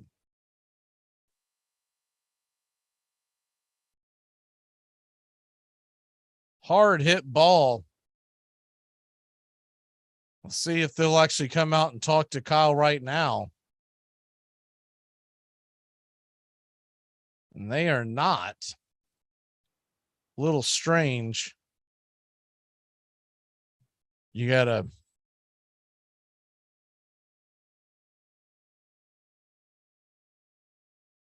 Carson Kelly steps up to the plate and he swings and hits the first pitch high and hard, but it's going to die into left field, and the Braves luckily get out of this. Rosario makes the catch, and the Braves lead at 4-1. We head to the bottom of the 4th. Ozuna, Rosario, and Arcia coming to the dish. I'm Amy Lawrence, and I'm up late, always, after hours, hanging out with you on CBS Sports Radio. Check it out, 2 a.m. Eastern, 11 p.m. Pacific. I wanted to see where that was going. The steroids, if we would have just would have left it alone, dude, we would have had guys the size of McGuire playing second base by now. You know, it would have been awesome. And because they were so roided up, there would have been no defense anyway, so you wouldn't have to worry about these shifts. You know, they'd barely be able to move. It would have been awesome. They should have just left the game alone. But no, we got to worry about everybody's kidney failure and, you know, all that kind of stuff. I feel like that's none of my business. Make 2021 your year. Learn with purpose with the Great Courses Plus. You'll have unlimited access to enlightening, engaging, in-depth video and audio courses on hundreds of topics taught by incredible professors. And you can learn anywhere, anytime with the Great Courses Plus app. What purpose awaits you? Find out today with a free trial. Sign up at thegreatcoursesplus.com/radio. Remember, thegreatcoursesplus.com/radio.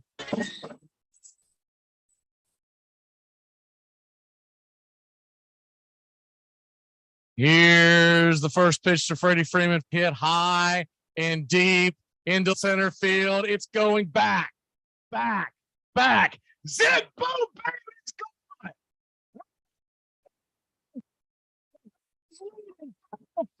It comes through in a big way. He takes Josh Hader deep. The Atlanta Braves lead at 5-4 on the bat of Freddie Freeman. The crowd is going bananas.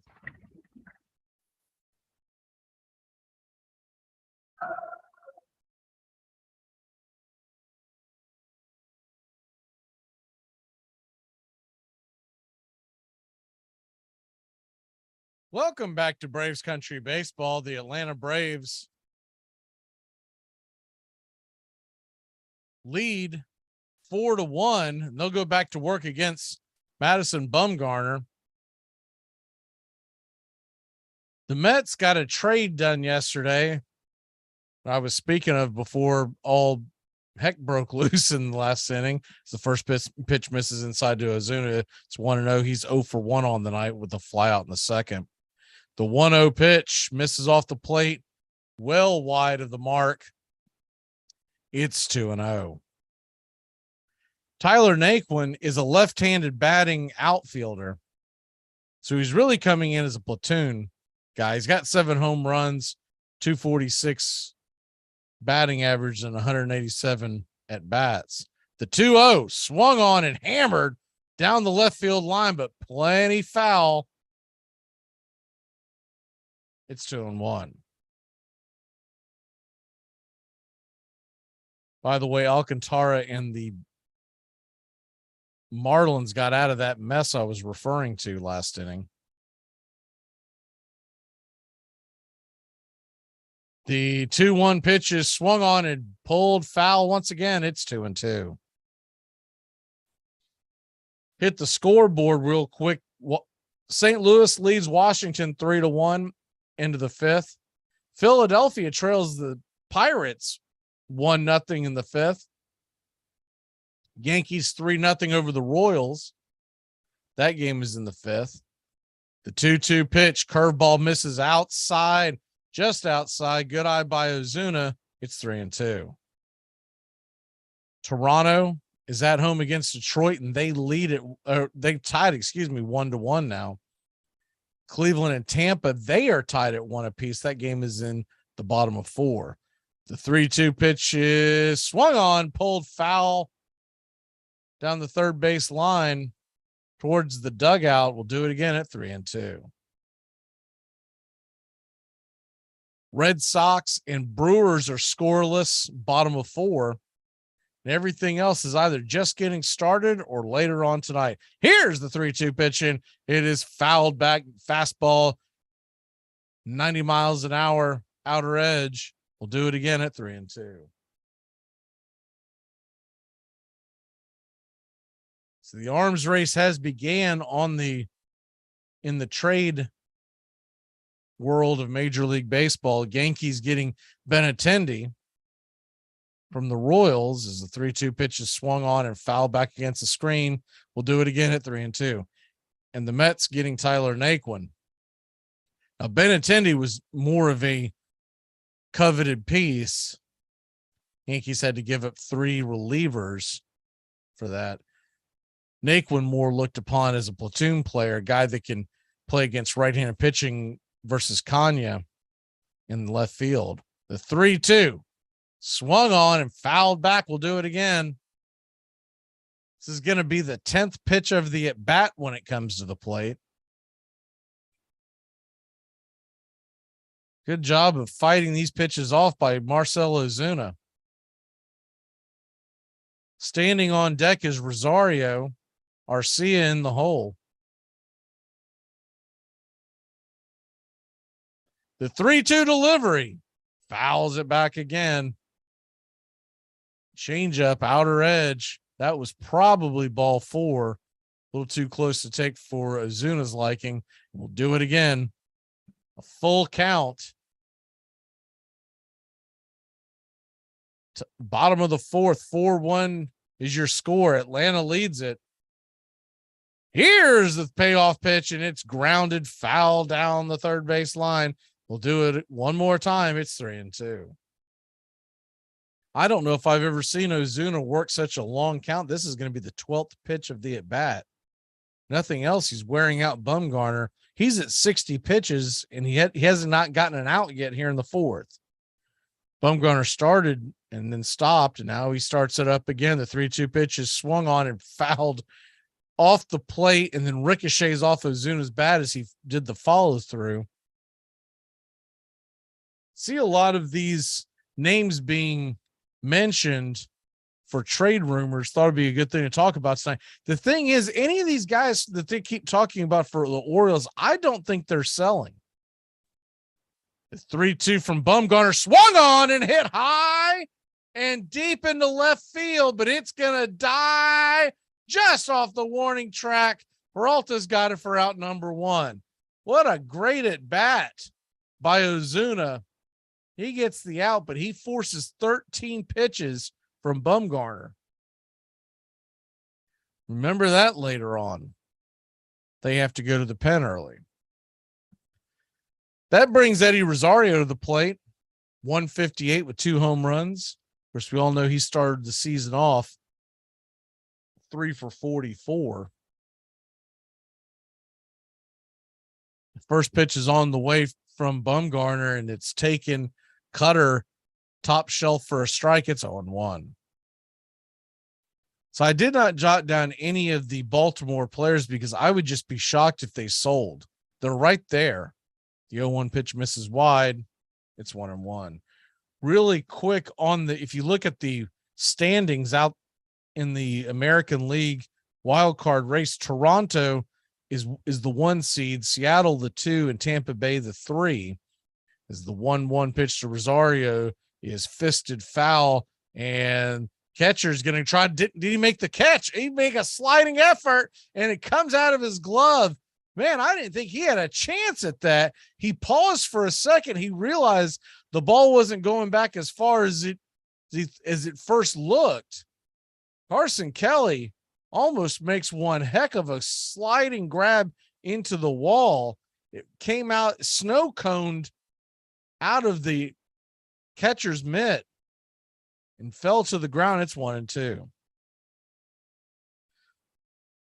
The 1-2 delivery from Bumgarner is swung on and hit into left field, and high and deep. Peralta is going to leap and make the grab at the warning track. That ball looked like it had a chance to get over his head, and there's 2 away. Great defensive play by Peralta. Left-handed batter, I don't think the Braves have much interest in him, considering he plays Rosario's position. But I've always been a fan of David Peralta, the way he plays the game. Whoever gets him is going to get a gamer. First pitch is swung on by Arcia, backhanded by Perdomo. He fires it across the infield, and that's an easy out. So that'll end the inning. 3 up, 3 down. We head to the top of 5, 9, 1, and 2 batters for Arizona coming to the dish. If dating is the game, then marriage is winning the game. Yeah, if you're playing in the women's league. Hey, fantastic. Every single one of you. I mean, I'm not just talking about these last 60 minutes. I'm talking about the quarterback school, the mini camp, the off season, the training camp, down in Austin when it was hot, you were tired. Everybody, you did one hell of a job. And the only thing else I got to say is, how about them Cowboys? Armchair.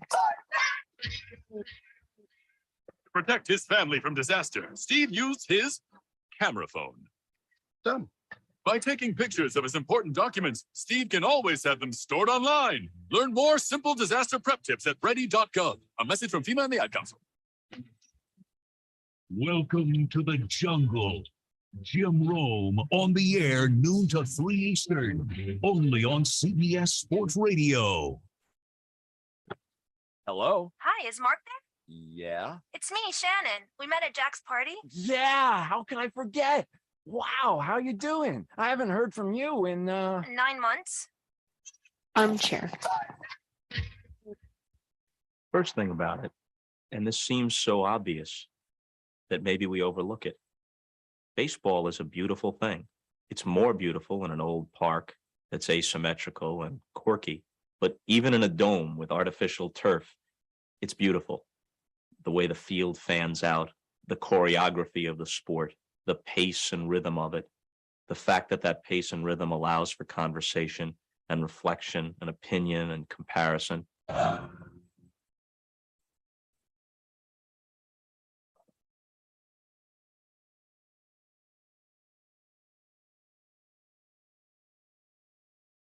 Welcome back to Braves Country Baseball. The Atlanta Braves lead it 4-1. Perdomo, the number 9 hitter, comes to the plate, and the first pitch is a fastball, misses off the dish. It's 1-0. Back to the American League playoff picture. You got Toronto, Seattle, and Tampa Bay that lead the wild card race. And then all within 3.5 games is the 1-0 pitch is swung on, and he dives over the plate, hammers it high and deep, and that's a solo shot over the right field wall. It's 4-2. Perdomo was hunting that pitch, and he dove over the plate. And Geraldo Perdomo makes it 4-2.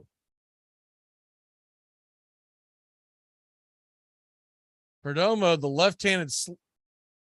left-handed batter, his 3rd home run on the year, went just over the right field wall, plenty high.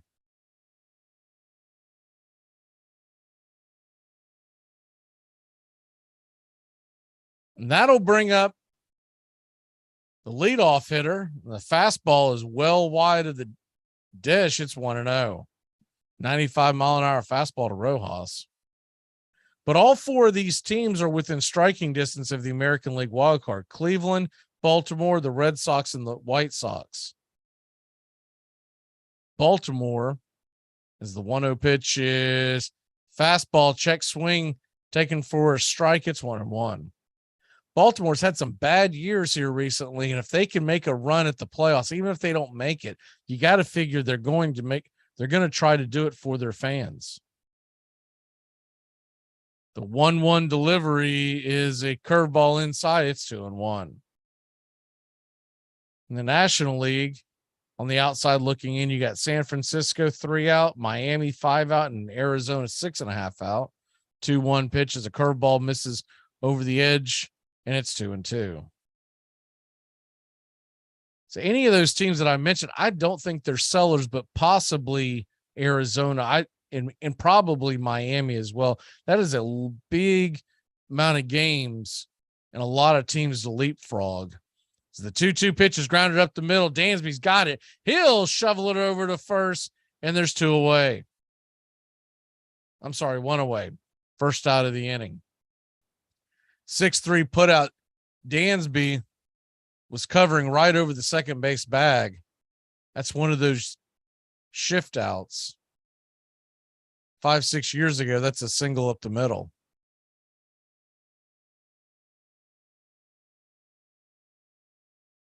So that'll bring up to the plate the number 2 hitter, Alec Thomas, from the left side. He takes the first pitch for a strike. It's 0-1.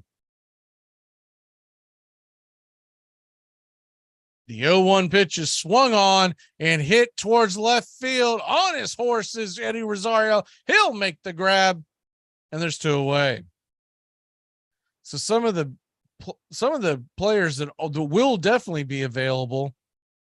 We talked about Ohtani and Soto. Luis Castillo has got to be the number 1 arm, the big power right-hander for the Cincinnati Reds. Brandon Drury, who I like a lot for the Braves, they could figure out either him or Whit Merrifield would answer a lot of needs from the offensive side and then bolster the bullpen. It's a lot of options out there in the bullpen, but honestly, I would take Anthopoulos' lead on that one. What he figures is going to fit, not just stuff wise and righty lefty wise, but who's going to fit in that bullpen. As the first pitch is on the way to Marte, foul back against the screen. It's 0-1. Wilson Contreras, the catcher for the Cubs, he will definitely be moved. I would be shocked if he wasn't. And I'm a little concerned he might be headed to the Mets. The 0-1 pitch is hit on the ground over to Dansby. Dansby backhands it, flies over to first, and makes the catch is Olsen, who's stretched out and gets Ketel Marte by about a length. So that'll end the inning. The Braves give up a run, but they still lead it 4-2. Hey, Braves fans, the Armchair Quarterbacks YouTube channel are bringing you Braves baseball all season long. Hi, I'm Mac McGee, and I'll be bringing you Braves baseball play-by-play, calling it how I see it, for all of Braves country. So pull up an armchair and join us for Braves country baseball every Friday night, first pitch to last pitch, right here on the Armchair Quarterbacks YouTube channel. Big news and the big games covered in the Big Ten by the Armchair Quarterbacks all year long. Third down and about 22. As Smith drops the throw, he's got his tight end open, but he's got Carter down the field. He's gone. Michigan leads the game with a first touchdown and a bomb to Carter. 71 yards. Cal State's lead 7-3. There he goes. Ohio State touchdown. That's that old 1-2 punch. You fake to him the first time and let it happen the second time. In his career, Lorenzo White 15 times rushed for 100 yards in a half. 5 of those this season. On 2nd and 10. And he's open. Big Ten football covered in the Southeast by the Armchair Quarterbacks. In the other sports, you have time. You have to play against the clock. And when the clock runs out, your chance is over. No clock in baseball. You play until you lose.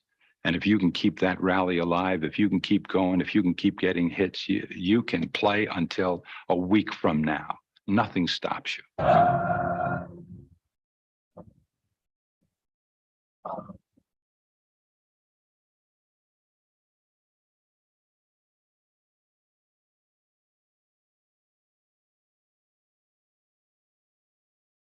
Welcome back to Braves Country Baseball. The Atlanta Braves lead it 4-2. That brings Michael Harris to the plate.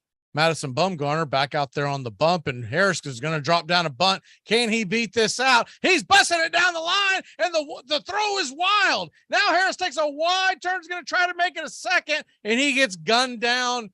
Good defensive play by Varsho. Harris, ill-advised to try to make it to second. I know he's got the speed, but it didn't go very far, and he had to take a wide turn. It's a good bunt. See how they probably going to be an infield single and an error. He had a long way to go. That ball was thrown. He wasn't even halfway to second.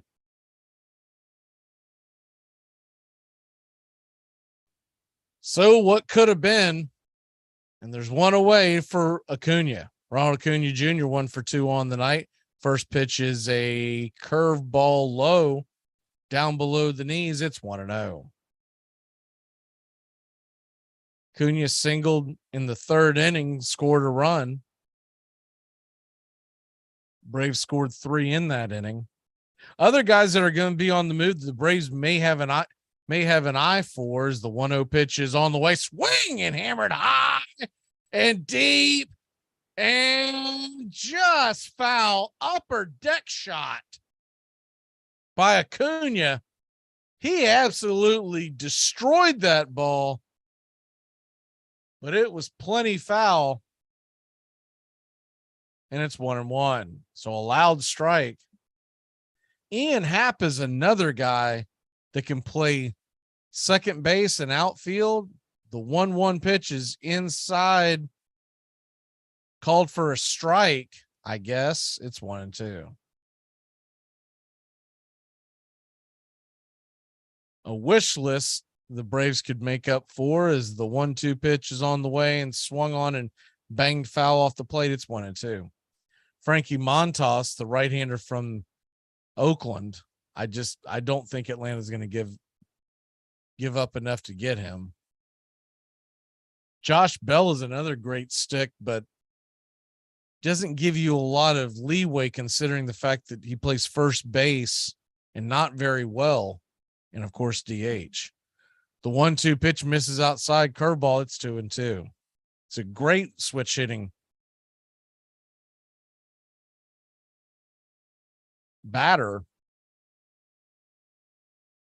but would limit the Braves defensively. You would have to put Ozuna into the outfield. Here's the 2-2 pitch swung on and fouled back out of play. Do it again at 2-2. We come back on Tuesday night. The trading deadline will have been completed. Plan is to come on a little early to talk about what we expect to be Braves moves. Got to figure they're going to have quite a few moves made, even if they're minor ones. The 2-2 to Acuna. Swing and hit hard over the third base side.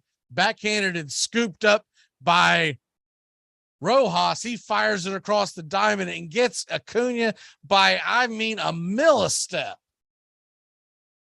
Acuna was flying over the bag, waving his arms like he's safe. I honestly think that, so right before he got to the bag, Acuna kind of did a half step so he could square up with the bag. And I think that's what cost him. If it wasn't for that, I think he beats it out. I think he was afraid he was going to run over the bag. That brings Swanson to the plate, and Swanson swings and misses at the first pitch. Change up outer edge. It's 0-1. Dansby is 1 for 2, a single in the first and a run scored. The 0-1 pitch, swing and hammered in between the 4 and 6 hole. And it's going to be a 2-out single for Lieutenant Dan.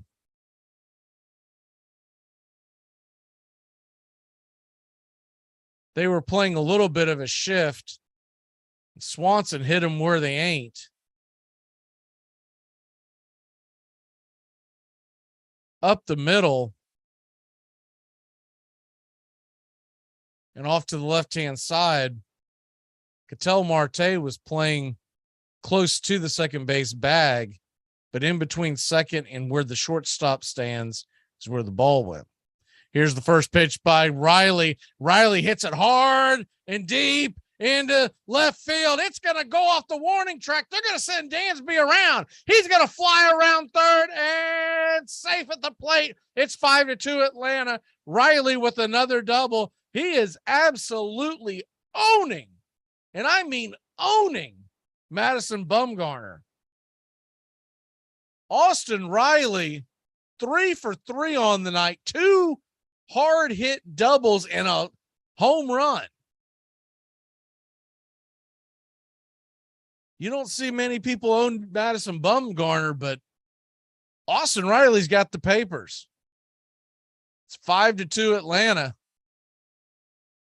And Austin Riley this really reminds me of when Freddie Freeman would get scalding hot. Riley is that kind of hot right now, if not hotter. First pitch on the way to Darnode is a strike at the knees. It's 0-1. Darnode is 1 for 2 on the night. The 0-1 pitch swung on and popped up down the right field line. Will it drop? Giving chases Varsho. He'll make the catch, and that'll end the inning. But not before the Atlanta Braves put a run on the board. They take a 5-2 lead into the 6th. Yeah. This is negative. Smith corks one into right down the line. Go crazy, folks. Go crazy. Ortiz in the deep right field. Little roller up along first. Behind the man. It gets to the there. Here comes Knight, and the Mets win it. This is Armchair. Fly ball into right field. She is gone. A lot of room in right center. If he hits one there, we can dance in the streets. The 2-1. Swung line drive left field. 1 run is in. Here comes Green. Here's the throw to the plate. He is safe. Braves win. Braves win. Braves win. Braves win. Oh, wow. I'm pretty sure that's going to be there it is. Another flag on the play. Multiple flags on the play. Holding. Offense number 97. That penalty was declined. Touchdown. After the play, unsportsmanlike conduct. Offense number 22. Penalty will be applied to the kickoff. This is going to be one of the strangest calls. That son of a... You playing against Dick this week? Yeah. Could be worse, man. When I played against him, he ejected all my players. What? Armchair. At its heart lie mythic contradictions, a pastoral game born in crowded cities, an exhilarating democratic sport that tolerates cheating and has excluded as many as it has included, a profoundly conservative game that often manages to be years ahead of its time.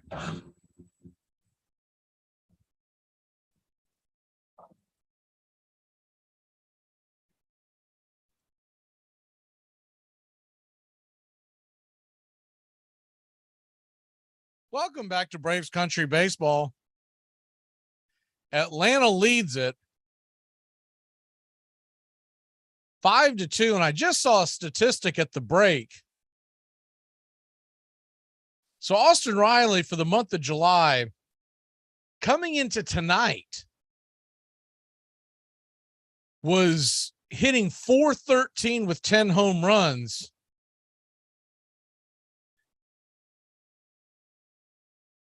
and he's 3 for 3.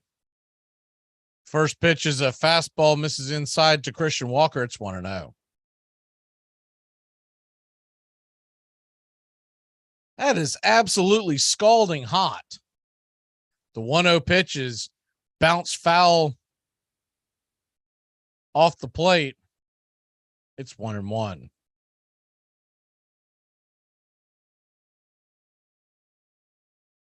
I for one have said this several times, but I believe that he was robbed of the National League MVP in 2021.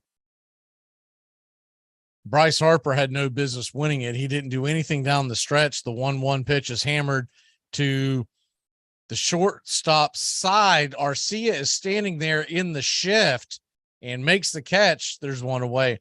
Arcia pulls his hand out of the glove and is shaking his glove hand. Hope he's okay. I don't know if he did that mockingly or if no, it looks like his hand's actually hurt. He's got his hand out of the glove. And is anyone going to go out there and look at him? Right now, Arcia does not have a glove on, but he's standing there with Peralta at the plate, and the first pitch is a curveball, misses wide. It's 1-0. Tell you what, before the rest of baseball gets alerted to that, you may need to make a move. Olsen backhands the grounder over to first base. He throws against his body perfectly to Kyle Wright, who's covering first, and there's 2 away. Great play by Matt Olsen. Hopefully Arcia is okay. By the time the ball was put in play, I did see him slide his hand into his glove. So hopefully he just jammed his finger or something and is okay. Braves can ill afford to lose yet another player.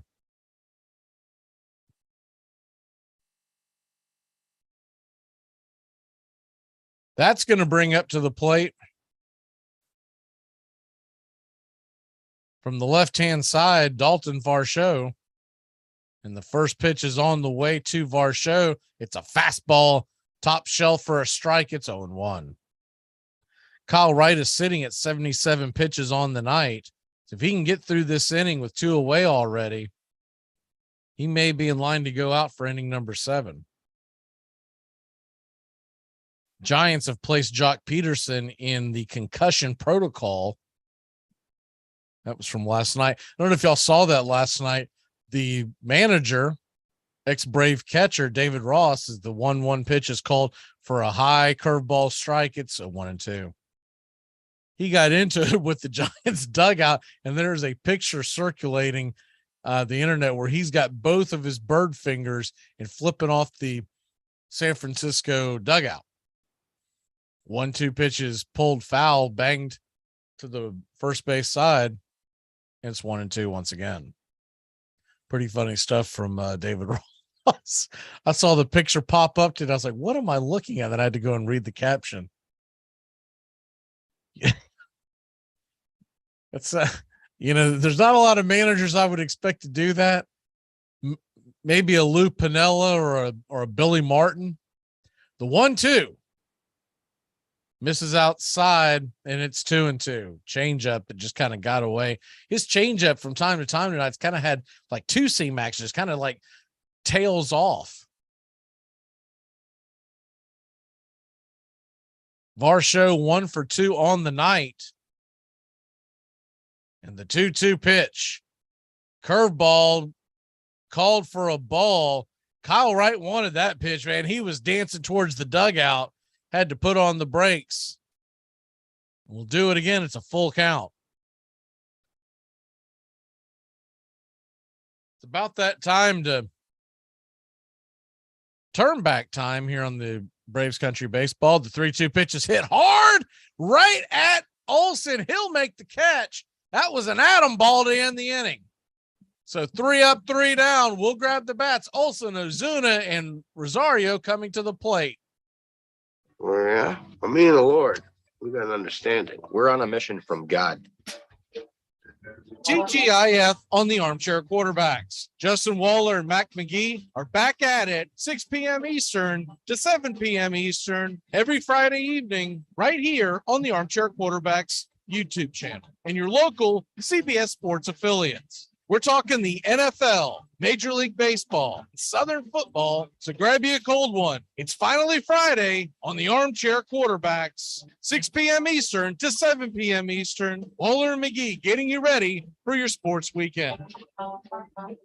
New Year's resolutions. We've all made them. Mine is the same every year. Eat healthier. The eat part usually works out fine. It's the healthier part I forget about, but not anymore. Now that I've found the oh-so-chocolatey Built Bar. Built Bars are low-cal, low-sugar, high-protein, high-fiber. Great for keto. Lose or maintain weight while indulging in a yummy treat. At 130 calories, you'll feel like making a resolution every day. Try all 18 amazing flavors. Get yours at BuiltBar.com. Bad food and overpriced drink had been sold at ballparks since the 1850s, but it took one very ambitious British-born caterer to turn concessions into an empire. Harry M. Stevens had begun his career hawking scorecards in the 1880s, all the while regaling the crowds with quotes from Byron and Shakespeare. By 1901, he was peddling hard-boiled eggs, ham sandwiches, ice cream, and slices of pie in stadiums from New York to Ohio. Then, one cold afternoon, when ice cream sales slowed at the Polo Grounds, he sent out for German sausages, which he put in long buns so fans could hold and eat them. He had made his greatest contribution to the game, introducing hot dogs to the ballpark.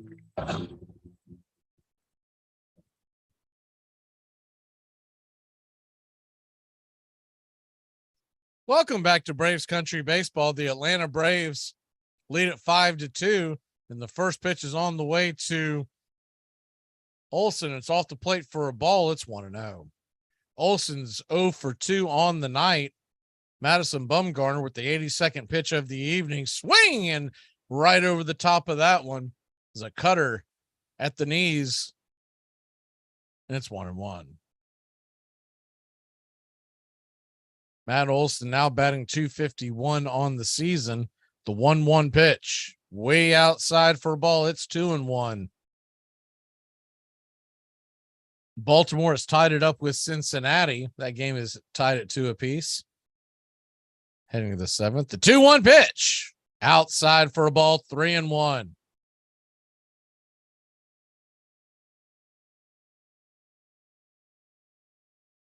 Braves 5, Diamondbacks 2. Bottom of the 6th inning. The 3-1 pitch to Olson is way outside, ball 4, and he'll go grab first base with the leadoff walk to get things going.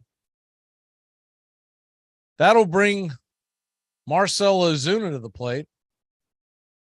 Ozuna with the incredible at bat last time that ended up with an out, but saw 13 pitches versus Bumgarner.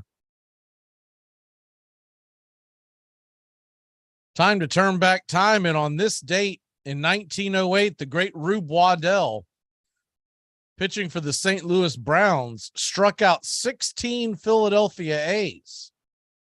The A's had traded Waddell in the offseason as Ozuna asked for time, and home plate umpire Dreckman come running out to get Bumgarner's attention. Bumgarner kind of shaking his head. I think he thinks Dreckman shouldn't have given him time. Connie Mack and the A's had traded Waddell in the offseason. The first pitch is swung on by Ozuna. It's popped up into shallow right field. Underneath it, making a sliding catch, is the right fielder Varsho, and there's one away. So no in between there. Ozuna went from 13 pitch at bat to 1 pitch at bat, and there's one away.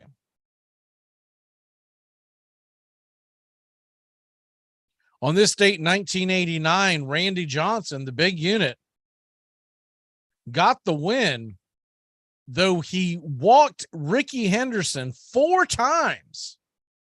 Ricky Henderson stole 5 bases and scored 4 runs, but the Mariners put 14 on the board, winning that game 4-6.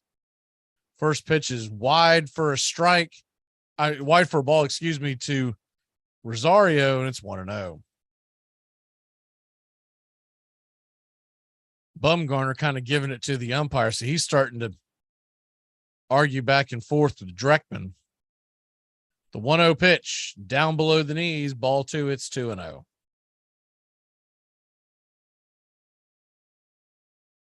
On this date in 1996, hard to believe this has been 26 years ago, Chris Sabo was suspended 7 games by Major League Baseball as the 2-0 pitch is down below the knees. Did he go around? He did not.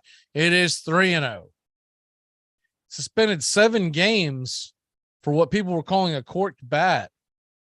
When the bat broke, and this was the second bat that he used in the at-bat. The first one was his. He claims the second one was someone else's. The 3-0 pitch is a fastball outer edge called for a strike. It's 3-1. Sabo claimed that he was using someone else's bat, did not give up his teammate, so he took the suspension.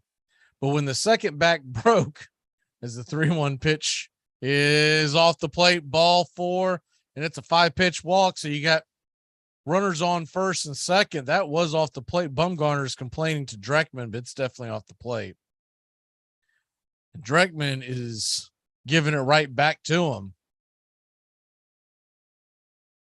Trying to read his list, but I think it's something to the effect of say it one more time kind of thing. Bumgarner might get ran out of this ball game.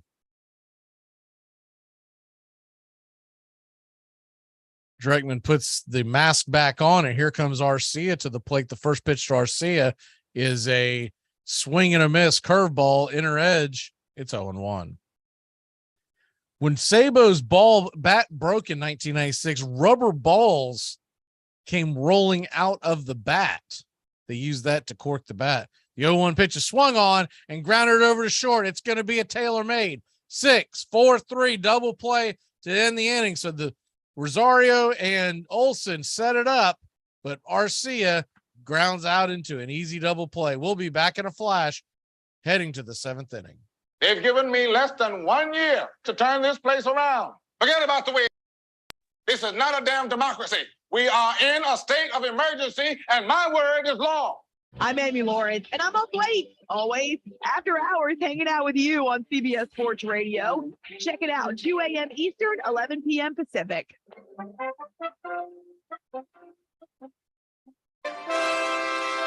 Don't miss a moment of heart-stopping NFL coverage on Armchair Quarterback Radio. Riggins. He's going to go all the way, unless Blackwood can catch him, and he can't. 3rd and 3. We'll see a pickup sometime on the right side, possibly. Montana looking, throwing in the end zone. Caught it! Dwight Clark!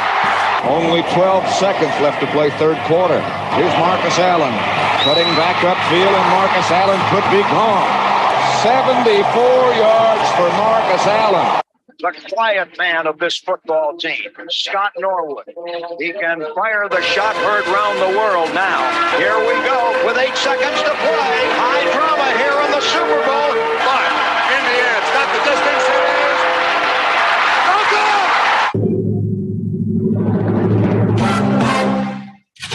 CBS Sports Radio, your home for all things sports 24 hours a day, 7 days a week, coast to coast. Great sports talk expected here. CBS Sports Radio. It's a pastime, something you do. It's entertainment, something you watch. And it's a shared experience, something you talk about and read about. And that's marvelous. But you can apply those same 3 criteria to other things. What makes baseball special is that it's the best game that's ever been devised.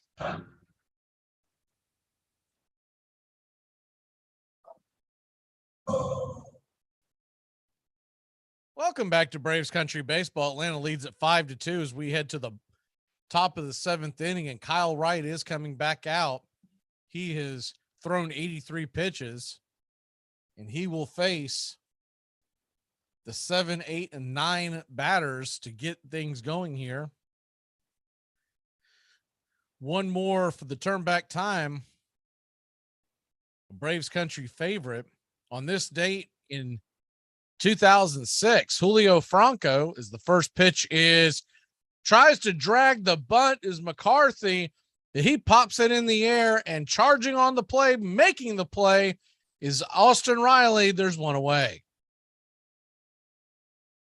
Riley was playing fairly in. It's a little surprising that he was trying to drop the bunt. I don't know if he was trying to bunt it over his head, but a fairly routine play by Riley. On this date in 2006, Julio Franco, who at that point was playing for the Mets, of course, we all remember him as a Brave. He was 47 years old and became the oldest pinch runner in Major League Baseball history. Is the first pitch misses low for a ball. It's 1-0. The 1-0 pitch is a curveball way outside, and it's 2-0 to Carson Kelly. He's 0 for 2 with a fielder's choice and a flyout. The 2-0 from right, fastball at the knees, called for a strike. It's 2-1. Franco pinch ran for Carlos Delgado in 2006 on this date, becoming the oldest pinch runner in baseball history. 2-1 pitch is at the knees for a strike, slider taken all the way. It's 2-2. He also stole a base in the pinch running duty. So how about that? 47 years old. The 2-2 pitch is hit on the ground to Riley. It ricochets off his glove, and that's going to be an infield, most likely single. Tough play by Riley. Tried to backhand it, and it had a lot of top spin. Hit the tip of the webbing of Riley's glove and then dribbled over towards foul territory. No chance of recovering on the play.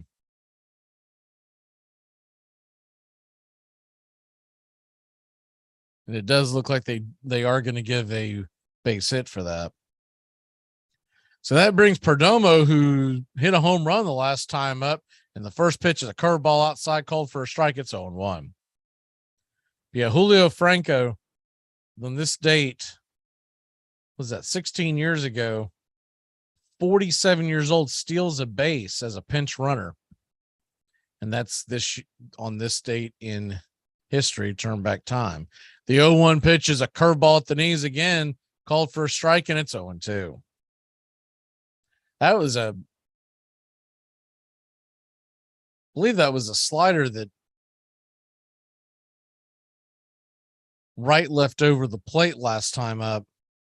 So they're definitely steering away from that with Perdomo. The 0-2 delivery and swing and a miss, strike 3. Another curveball, and he's down on strikes. There's 2 away. Good pitch by Kyle Wright. The lineup will flip over. It'll bring to the plate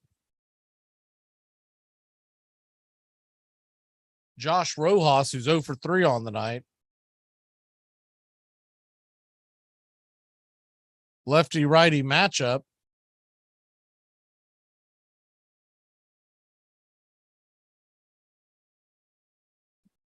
Rojas steps out, calls for time.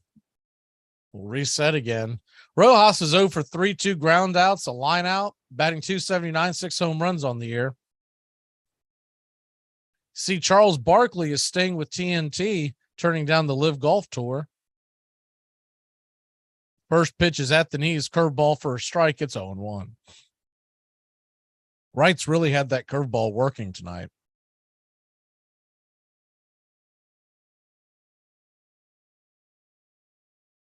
Wright looks into Darnode and gets the sign. He kicks and deals, and it's another curveball. This time misses on the outer edge. It's 1-1. Mets and Marlins are tied at 4 in the top of the 7th in Miami. Mets have an easy schedule until we meet them. They play Miami for 3, and then they play the Nationals. And by then Soto's going to be gone. The 1-1 pitch misses outside, ball 2. It's 2-1. Soto and Bell are expected to be gone off that team amongst others. So they'll be playing a skeleton crew when they face the Nationals early next week. The Braves finish up with this good Arizona team and then have to play the Phillies on Tuesday and Wednesday before the showdown with the Mets. The 2-1 pitch swung on and hit hard into left field. Rosario is in front of it to keep it from going any further, but it's a 2-out single, and the tying run will come to the plate. And here comes Snicker. He's going to make the change and head to the bullpen. So we'll be back in a flash. I believe it'll be Matzik, but we'll see what happens. We'll be back in a flash here. Braves lead it by 3. You're listening to Braves Country Baseball. Hi, I'm going to be your waitress because my mother drank. Hey, Braves fans, the Armchair Quarterbacks YouTube channel are bringing you Braves baseball all season long. Hi, I'm Mac McGee, and I'll be bringing you Braves baseball play-by-play for the Braves fans out there. Pulling no punches, calling it how I see it for all of Braves country. So pull up an armchair and join us for Braves Country Baseball, first pitch to last pitch, Tuesday and Friday nights, and the Saturday afternoon games, right here on the Armchair Quarterbacks YouTube channel.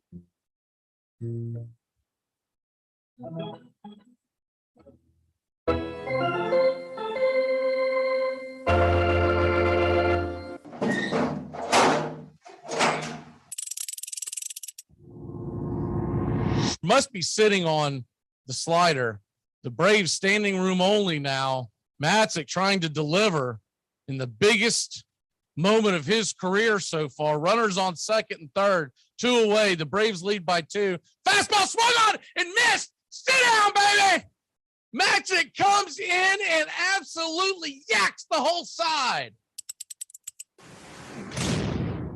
Because we've been playing it fundamentally the same way for so long, the way that we can find the benchmarks that cross generations and cross decades is to be able to use these statistics as if they were labels. They aren't numbers. 300 hitter is not a number. A 300 hitter is a tag that means something today, as it did in 1930, as it did in 1890. So the statistics become a means by which we can connect to the permanence. I can make that comparison with my father, who could have made it with his father.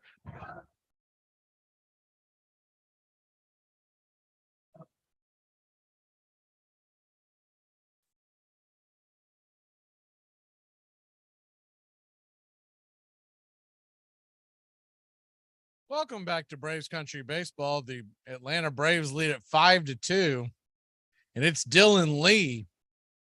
I think I said Matzik. Had him on my mind because it was the next clip we were about to play. Dylan Lee's coming into the game. The left-hander with his 1.38 ERA, trying to put out the fire, and Jordan Luplow is going to pinch hit. And the first pitch, lefty-righty matchup, Lupo takes it low for a ball. It's 1-0. Luplo pinch hitting for Alec Thomas. The 1-0. Swing and a miss. Strike one. Curveball. Hard snapping curveball from Dylan Lee. And it evens up the count at 1-1. Braves 5, Arizona 2, tying run on at the plate. The 1-1 pitch, he goes around, and that's strike 2. Another curveball, this one a little lower. Jordan Luplow had a hard time laying off of that one. Nasty pitch. It's 1-2. Dylan Lee trying to put out this fire. He's been good out of the pen lately. The 1-2, swing and a miss, strike 3, and that'll end the inning. So Dylan Lee comes in and puts out that fire. we'll head to the bottom of the 7th inning. It's time to stretch Braves country. Your Braves lead it 5-2. All right. See you. Let me hear you. A one, a two, a three. Casey was baseball mad, had the fever and had it bad. Just to root for the hometown crew every stew. Casey Blue. On a Saturday, her young beau called to see if she'd like to go to see a show, but Miss Kate said no. I'll tell you what you can do. Take me out to the ball game. Take me out with the crowd. Buy me some peanuts and cracker jacks. I don't care if I ever get back. Let me root for the home team. If they don't win, it's a shame. For it's 1, 2, 3, stretch her out at the old ball game. Casey saw all the games, knew the players by their first names, told the umpire he was wrong all along, good and strong. When the score was just 2-2, Casey knew what to do. Just to cheer up the boys he knew, he made the gang sing this song. Me out to the ball game. Come on. Me out with the crowd. Buy me the peanuts and cracker jacks. I don't care if I never get back. Root for the home team. If they don't win, it's a shame.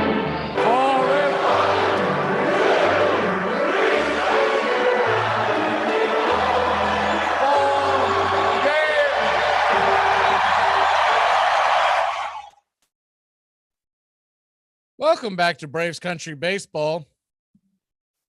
The Atlanta Braves lead at 5-2. We head to the bottom of the 7th inning. It'll be Michael Harris, followed by Acuna and Swanson.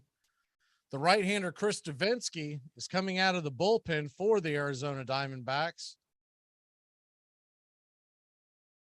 Davinsky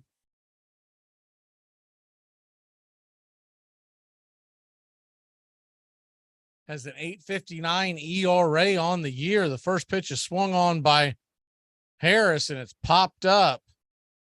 Ben's out of play, and he lives to fight another day. It's 0-1. Harris is 1 for 1 on the night. He got gunned down at second after a good drop bunt. He tried to stretch it into 2. He's also walked on the evening. There's only 7 innings pitched by Davinsky. The 0-1 pitch spins Harris around and just clips him, and that'll send Harris down to first base for a leadoff hit by pitch. Leadoff walk, per se. Just nabbed his jersey. I don't even think it hit Harris. I think it just got his jersey. So best case scenario, because it was right there in the rib area. That'll bring Ronald Acuna Jr. to the plate. Acuna is 1 for 3 on the night. Single in the third, a run scored. The first pitch is taken low for a ball. It's 1-0. Like I said, Davinsky has only thrown 7 innings this year, has a 1.77 whip. It's a small sample size. Might be someone the Braves can get this lead on. Harris looks like he's leaning like he's going to go. They're going to flip it over to first to keep him honest. We'll do it again at 1-0.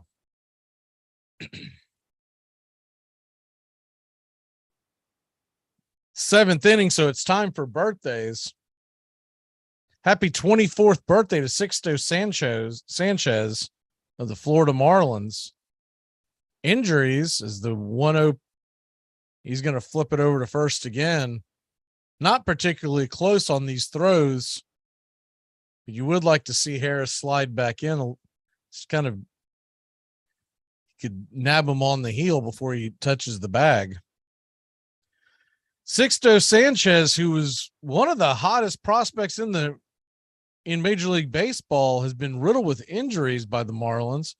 1-0 pitch is hammered foul down the right field line. It's 1-1. He's been fighting injuries and has yet to come back. I looked it up today. He has not pitched since 2020. It's hard to believe he has not been in the majors since then. Also, happy 38th birthday to Chad Billingsley. Remember the relief pitcher for the Los Angeles Dodgers about 7-8 years ago. The 1-1 pitch, fastball foul back out of play by Acuna. It's 1-2. Remember Luis Alicea, St. Louis Cardinal second baseman, and his brother also played for the Braves organization. Luis Alicea is 57 years old today. Played his college ball at Florida State. Dak Prescott, quarterback of the Dallas Cowboys, he is 29 years old today.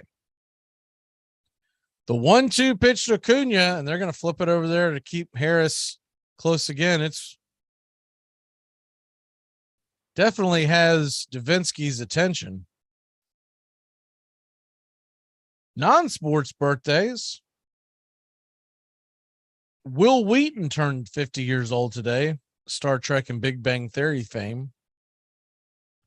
The 1-2 pitch swung on and hit hard to Perdomo. Perdomo backhands it, flips it over to second.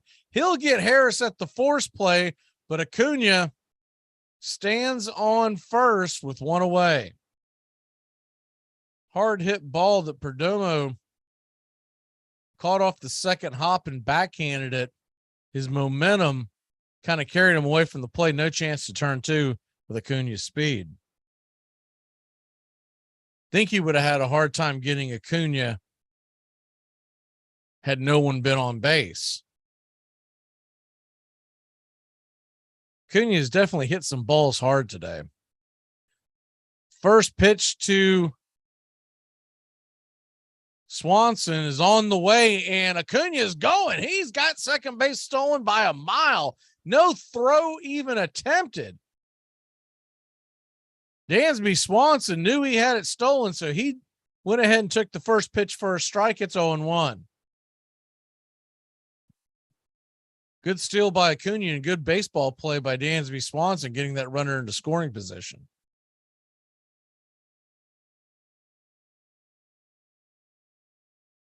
Dansby Swanson, 2 for 3 on the night. And the 0-1 delivery is fastball swung on, hit high and deep into right field, going back the right fielder. Varsho's got it at the wall. He'll make the catch. Ronald Acuna Jr. tags up and heads to third.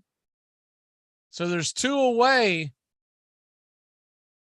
But another run is 90 feet away. Ball was slicing down the right field line. Thought it had a chance to possibly go off the wall. That brings Austin Riley to the plate. It'll be interesting to see if they pitch to Riley. Riley is 3 for 3. A solo shot in the first. 2 doubles, 3 RBI. The first pitch to Riley is at the knees for a strike. Looked like a slider. It's 0-1. Other non-sports birthdays today. Martina McBride is 56 years old. And Ken Burns, the documentary director of baseball in the Civil War, he is 69. The 0-1 pitch misses wide for a ball. It's 1-1. Braves 5, Arizona 2. We're in the bottom of the 7th inning. The 1-1 pitch off the plate and wide. It's 2-1. They're in the top of 8 in Miami. Mets and Marlins still tied at 4. Cardinals lead Washington 6-2. The 2-1 in the dirt, ball 3, 3-1. Travis d'Arnaud stands on deck. Kind of figured they would pitch gingerly around Riley. There's no way I would give Riley anything to hit here. with Darnold on deck, though he's a good hitter. You don't want to give Riley a tater. Here's the 3-1 pitch, swung on and missed. Slider that was off the plate, and Riley chased it.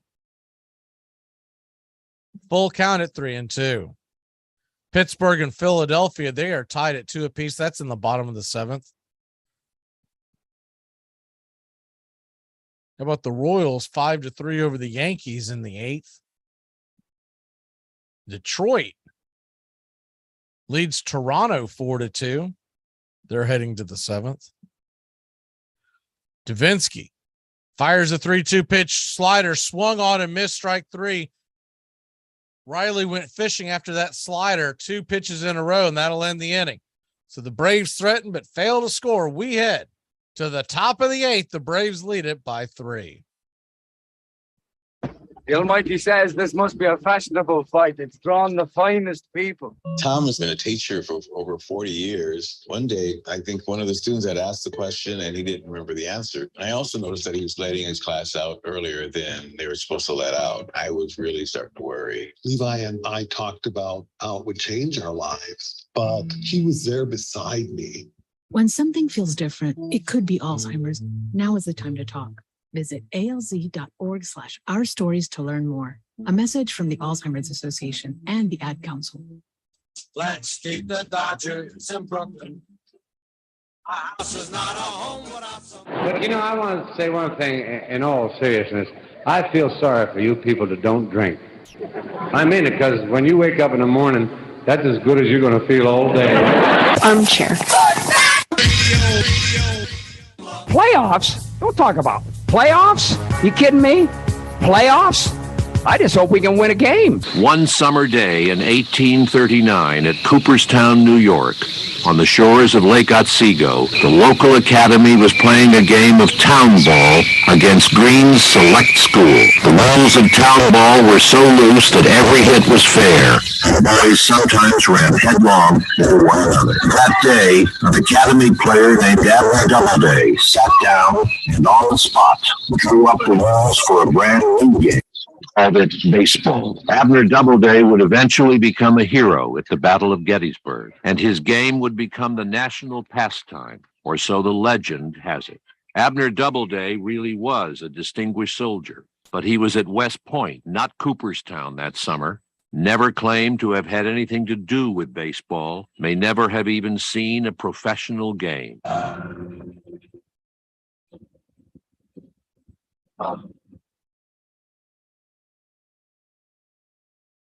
Welcome back to Braves Country Baseball. The Atlanta Braves lead at 5-2.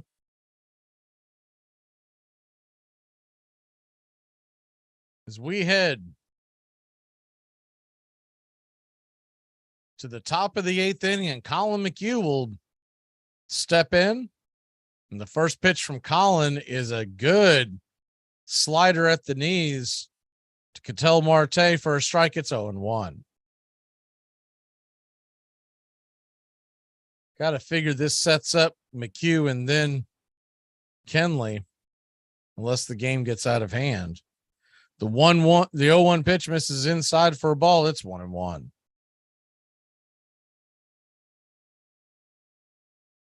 Braves going to be looking for bullpen help at the trading deadline.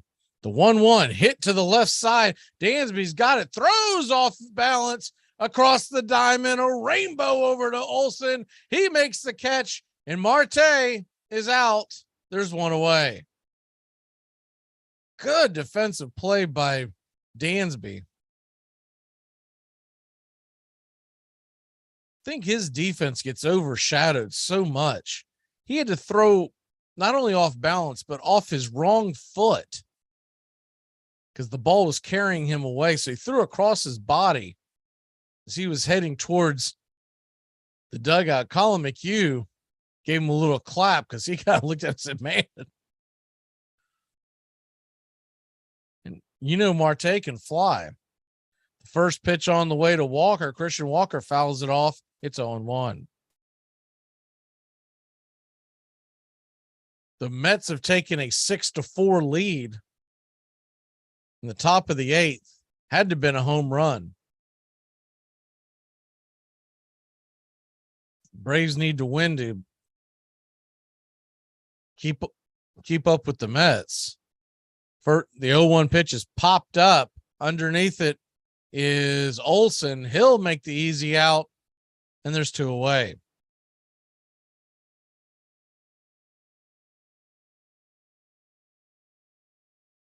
Typically, when the Marlins score 4 runs and Sandy Alcantara's on the mound, they're in good business, but the Mets have put 6 on the board tonight.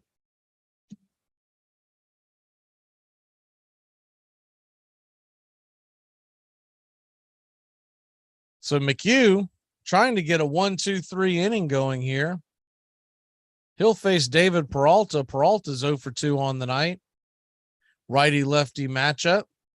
McHugh kicks and deals, and it's a ground ball over to second base. Arcia's got it. He fires it over to Olson, and that's a quick 1-2-3 inning by Colin McHugh.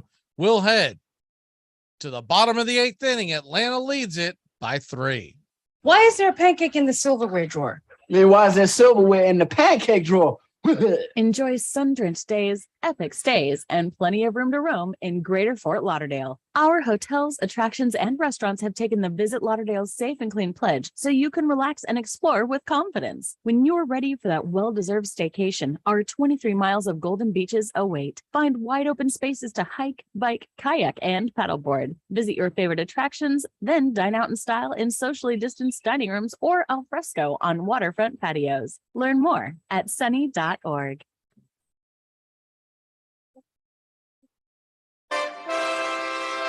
Don't miss a moment of heart-stopping NFL coverage on Armchair Quarterback Radio. Riggins. He's going to go all the way unless Blackwood can catch him, and he can't. 3rd and 3. We'll see a pickup sometime on the right side, possibly. Montana looking, throwing in the end zone. Caught it! Dwight Clark. Only 12 seconds left to play third quarter. Here's Marcus Allen cutting back upfield, and Marcus Allen could be gone. 74 yards for Marcus Allen. The quiet man of this football team, Scott Norwood.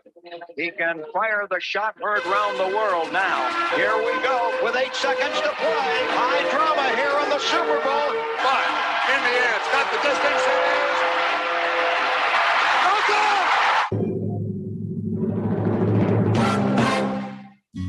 It measures just 9 inches in circumference, weighs only about 5 ounces, and is made of cork wound with woolen yarn, covered with 2 layers of cowhide, and stitched by hand precisely 216 times.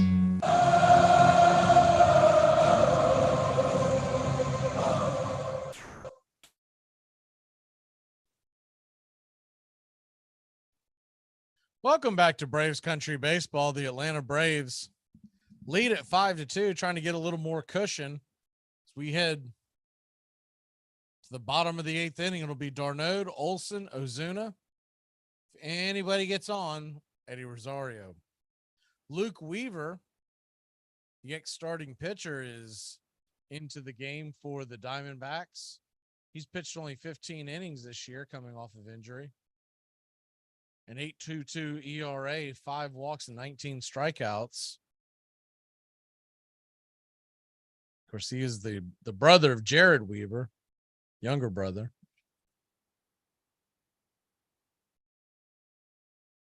Doesn't appear there's been any big movement in the trade front in Major League Baseball tonight. There is a story out there that's saying the Padres are close to locking up Joe Musgrove to a 5-year deal. That'll bring Travis d'Arnaud to the plate. Travis d'Arnaud 1 for 3 on the night. He'll face Weaver, and Weaver throws a 96-mile-an-hour fastball at the knees. Misses low and wide, just low. It's 1-0. d'Arnaud with his RBI single in the 3rd inning. The 1-0 pitch off the plate, fastball wide. It's 2-0.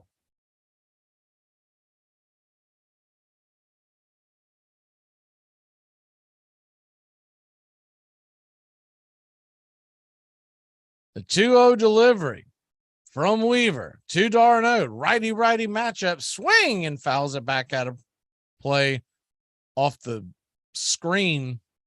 It bounces back, and it's 2-1.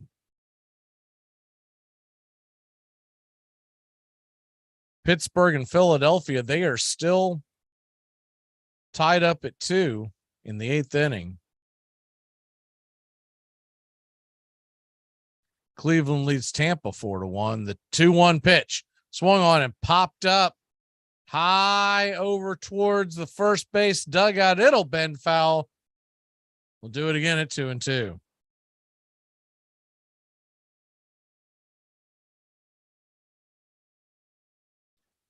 Brewers lead the Red Sox 2-1. Significant there is the fact that if the Red Sox play poorly this weekend, a lot of people believe that Boston will be sellers. They've got a lot of really good players that are due to be free agents. JD Martinez is one of them. The 2-2 pitch fouled out of play, 97-mile-an-hour fastball fisted over the first base dugout.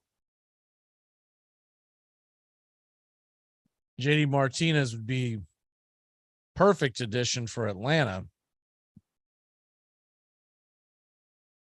But I'm sure that would cost quite the haul. Here's the 2-2 from Weaver. He deals and foul back behind home plate and out of play. We'll do it again at 2-2.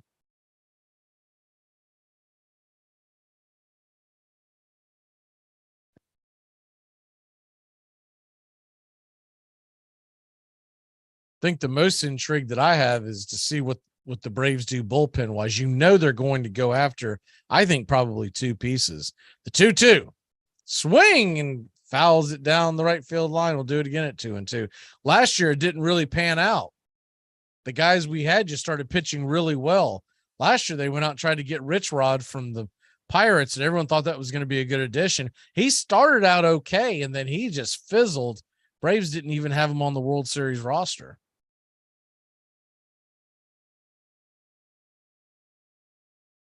The 2-2 delivery from Weaver on the way inside. Changeup misses. It's 3-2.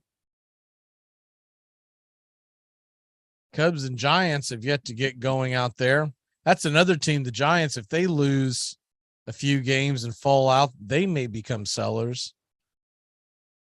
The 3-2 pitch swung on and grounded over to short. Perdomo's got it. He'll flip it over to first and get the slow-footed d'Arnaud by about 3 steps. There's one away. I can't imagine. By the way, that was Brandon Nimmo that hit that 2-run home run that put the Mets up 6-4.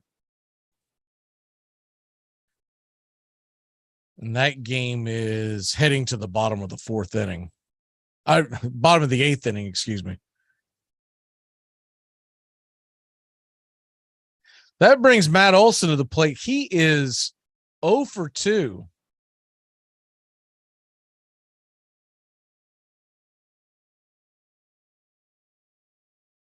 He did reach via the walk. First pitch is at the knees. Nice little curveball by Weaver. It's 0-1.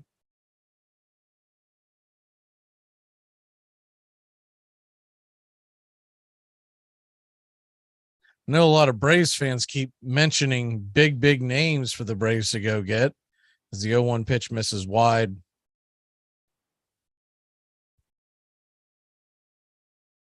Evens up the count at 1-1. Just not typically in Anthopoulos' nature to sell the farm. The 1-1 swing and a miss, 95-mile-an-hour fastball, outer edge, and it's 1-2. And I know that's not the exciting thing Braves fans want to hear.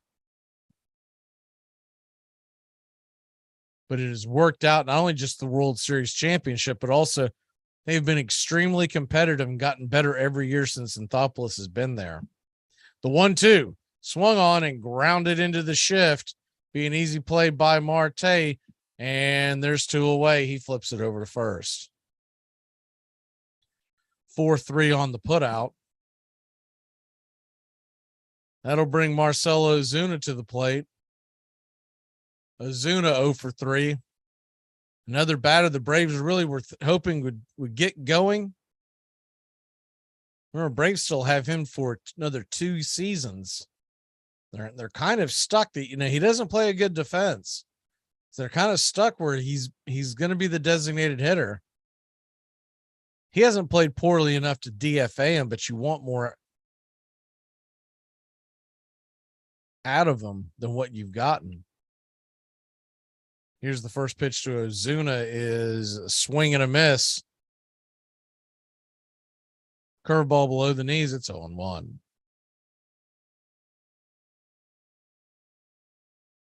So San Diego, they're wearing their City Connect jerseys tonight, and they are god awful. The 0-1 pitch.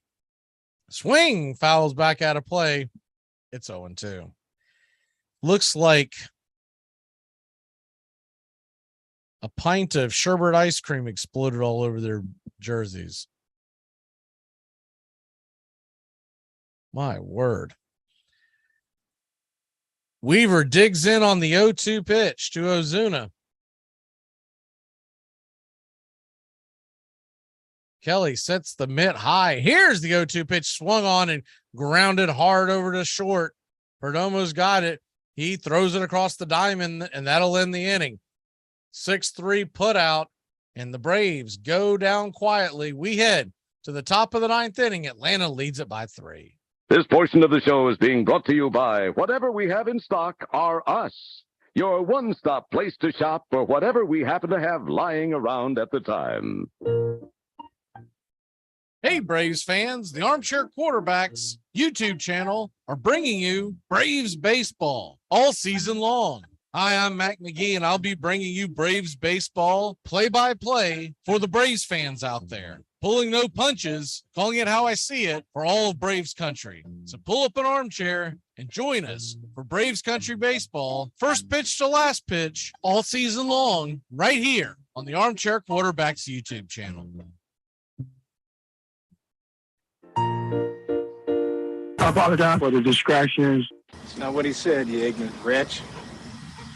Spanish is worse than English. To protect his family from disaster, Steve used his camera phone. Done. By taking pictures of his important documents, Steve can always have them stored online. Learn more simple disaster prep tips at ready.gov. A message from FEMA and the Ad Council. Take the scenic route in the new Hyundai Santa Fe, the family SUV with available H-Track all-wheel drive to help you travel way off the beaten path.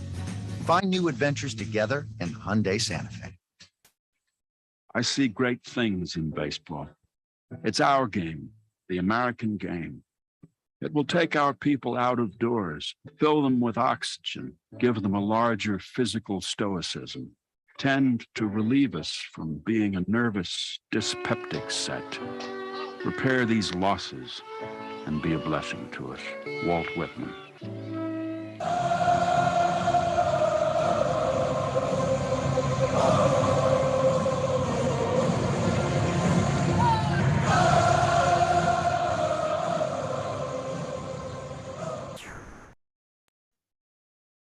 Welcome back to Braves Country Baseball. The Atlanta Braves lead at 5-2. And Kenley Jansen comes into the game trying to get his 24th save on the year. He's 23 of 27 save opportunities. He's got a 3.62 ERA, 50 strikeouts in 37 innings. And he is set to face the 6th, 7th, and 8th batter in this lineup.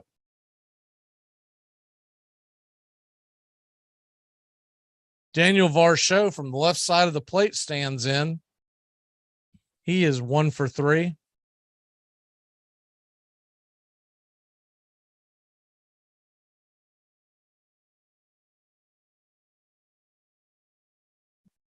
And Kenley Jansen's walking back and forth on the mound. He looks like he is now set. Righty-lefty matchup. Kenley shimmy and shakes and heads towards the plate. And the first pitch is wide for a ball, 93-mile-an-hour cutter. It's 1-0.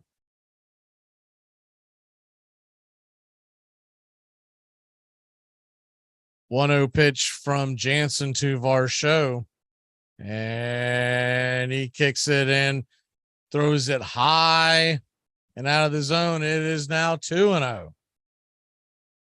Not the start you want. The 3-run lead. Yeah, those San Diego jerseys, that mixture, the Neapolitan version of Sherbert, that's what it looks like. That's what their jerseys look like. Here's the 2-0 pitch, swung on and popped up. Foul back out of play. We'll do it again at 2-1. You wonder if the teams ever have a say in on this, or if they just turn it over to, I don't know who makes those jerseys. It looks like it's Nike. If they just have a City Connect team and they say, you do you, because most of them have been god awful. I think the best one I've seen so far is the Washington one. Here's the 2-1 pitch from Jansen, and it's a cutter, misses wide. It is now 3-1. If you haven't seen those Washington ones, they are almost like a silver stone gray, and they've got the Washington WSH on the jersey. The 3-1 pitch swung on and hit high and deep into right field, going back against the wall is Acuna. He jumps. It's going to go off the wall, and it's going to be a stand-up triple for Daniel Varsho. Thought Acuna was going to have a chance at making that play, but that ball just kept carrying and carrying and carrying. Acuna tried to make the play. There's nothing to really grab, so you just kind of have to jump. When Acuna jumped for the ball, it probably went over his glove by, I don't know, a couple of inches as it started to sail downward. Oh, no, it actually missed much higher than that. 6-8 inches over his head. The way it was coming down, I thought it was closer.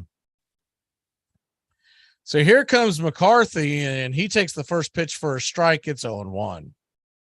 Braves just cannot have an easy ninth inning, can they?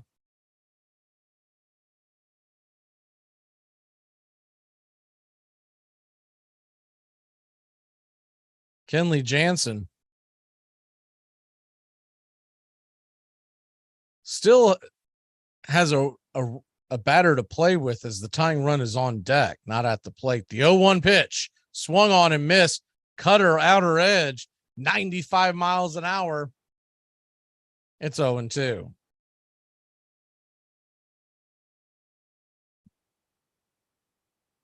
Braves lead at 5-2. The Mets lead the Marlins 6-4. So they got to win to keep pace, as they're about to give the Marlins a loss on Alcantara night. The 0-2 pitch off the plate, wide, low. It's 1-2. Phillies and Pirates, they're still tied at 2. That game is going to the bottom of the 8th inning.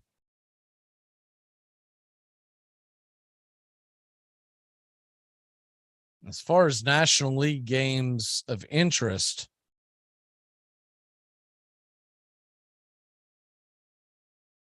the Cardinals beat Washington 6-2. St. Louis and Philly are tied for the final spot in the National League wild card. It's 1-2 pitch, swung on and missed, strike 3. He got him with the cutter, outer edge, and there's one away. And for some reason, the dope running the fireworks on Friday night started shooting off the fireworks after just 1 out. Braves shoot off fireworks after the game on Friday night, and whoever is in charge must not be a very big baseball fan, as that is the first out of the inning. Here's the first pitch from Jansen. swung on and missed by Carson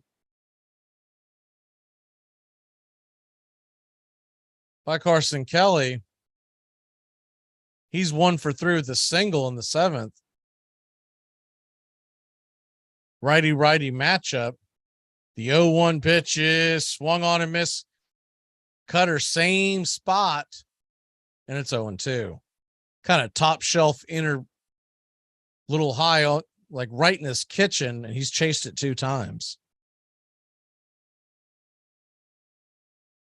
You almost wonder if third time's the charm, go back there again. Here's the 0-2 pitch, the shimmy and shake. Strike 3. He went right there again. And the Braves are 1 out away from getting that W. Creeping within 2.5 games of the Mets, though they do lead in the 9th inning by 2.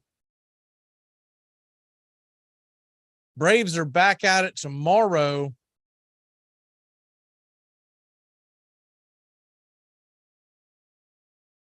At 7:20. And then they will play the same Arizona Diamondbacks Sunday. Tomorrow, you worry because it's an Ian Anderson day, and he has not been good. First pitch is off the plate and low to Perdomo. Called for a ball. It's 1-0.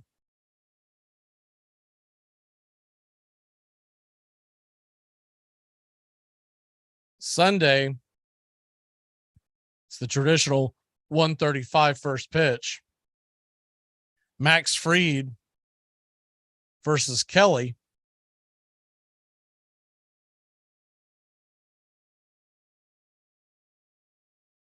And then the Braves are off Monday.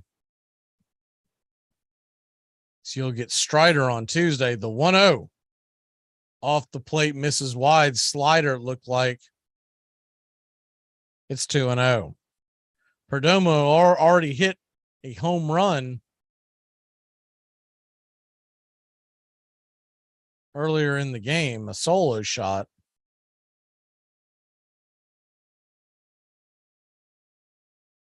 The team that's right behind Atlanta, the Padres, I was talking about their terrible uniforms they're wearing tonight. They just started their game against Minnesota out in San Diego, so that won't end for quite some time. Here's the 2-0 pitch from Kenley, and it is a cutter missing high and wide, top shelf, outer edge, and it's 3-0. With the leadoff hitter, Josh Rojas, standing on deck.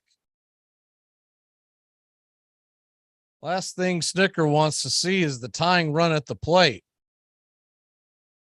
Last thing Kenley wants to see is the tying run at the plate.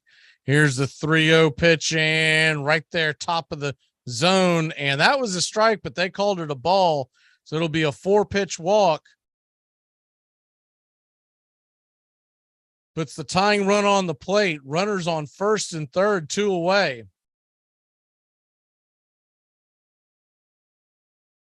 I mean, I just watched the replay again. I don't know where he wanted that pitch.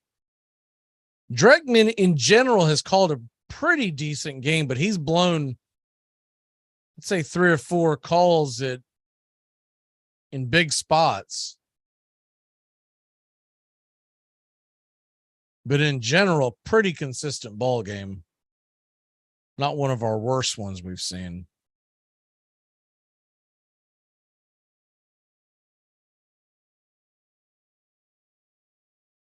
So this will bring Rojas to the plate.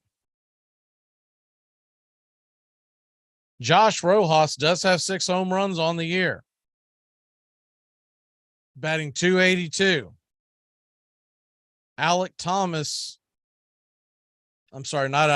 Luplo, they pinch hit for him. He is standing on deck.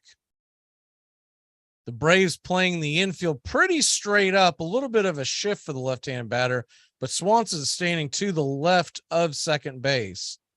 Here's the first pitch, and it is a cutter. Top shelf for a strike. It's 0-1. On the play, Perdomo took second base on defensive indifference. So we're not holding the runner. It's his run essentially doesn't mean anything. It's the man at the plate you have to worry about. Darno sets up outside. Here's the 0-1 pitch, and right there, just below the knees, called for a ball. It's 1-1. Jansen's barking. I don't know if he's barking at the umpire, thinking he's missing the call, or if he's just barking at himself. I mean, looking at that replay, honestly, it went over the plate, and I think it was, when it went over the plate, it was just right there at the knees.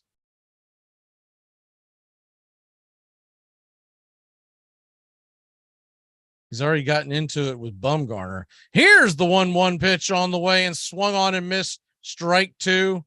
Cutter at the top of the zone, and we're one strike away from getting out of this. What a mess.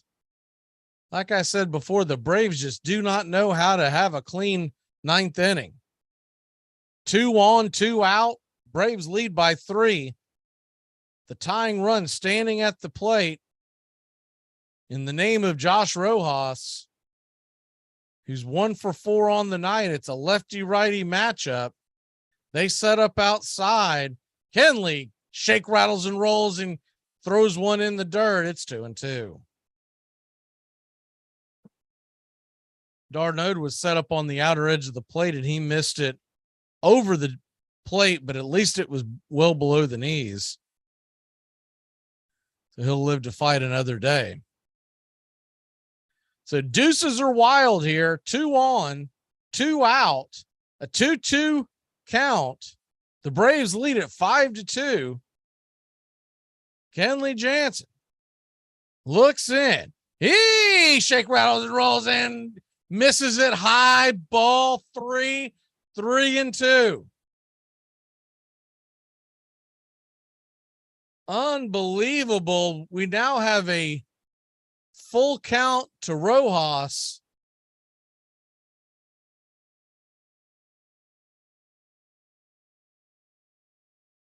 Will Kenley pitch around him to get to Luplow? That's the question. Luplow standing on deck, you get the righty-righty matchup. That would be the go-ahead run at the plate. Here's a 3-2 pitch, and he swings and fouls it back out of play. Do it again at 3-2. The Braves can hold on here. They'll keep pace with the Mets. Mets look like they are going to win. They're up 6-4, and there's 2 outs in the ninth. Of course, they have automatic Diaz on the hill. Mets fans don't have to sweat it like we do. Here's a 3-2 pitch. Kenley Jansen loses them. Ball 4, and he'll head down to first. Bases are now loaded. Unbelievable. Every single game. Kranitz is going to finally come out and talk to Jansen. Give him a breather.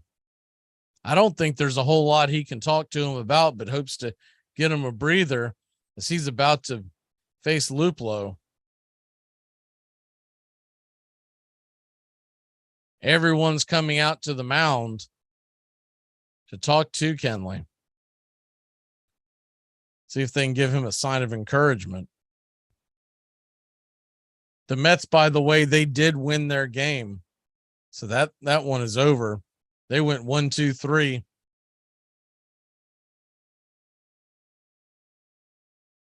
Diaz getting that save. Kranitz is now talking with the home plate umpire, cutting some kind of joke with him. I don't know if he's like, I don't know, man. What do you want from me? Every guy I send out here can't hold a lead. So that will bring up Jordan Luplow. Luplow, he's batting just 176, but he does have 11 home runs on the year and 153 at bats. So he is a swinging for the downs kind of guy. So it's all or nothing with this guy. He's got 11 home runs, 26 RBI, a 695 OPS, 176 batting average. Here's the first pitch on the way, and a swing and a miss. Top drawer, and it's 0-1. It's the cutter high.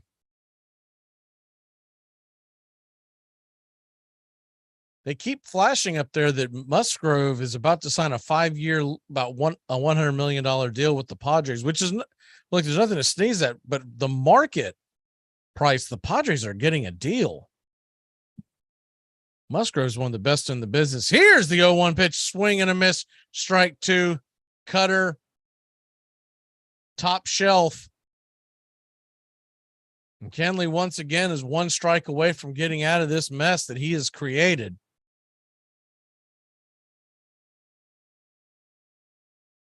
A triple off the wall, 2 strikeouts, and then 2 walks has created a bases loaded situation with the Braves leading by just 3.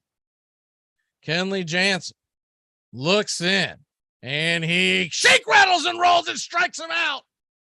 Out number 3, strike number 3, pitch number 3 of the at bat, and the Braves hold on by 3. Lord have mercy. Now they can let the fireworks go. The Atlanta Braves win it 5-2 as they tried to take another couple of years off everyone's life tonight. A 3-pitch strikeout, all cutters, top shelf. The last one was a little up and out, and Luplow chased it.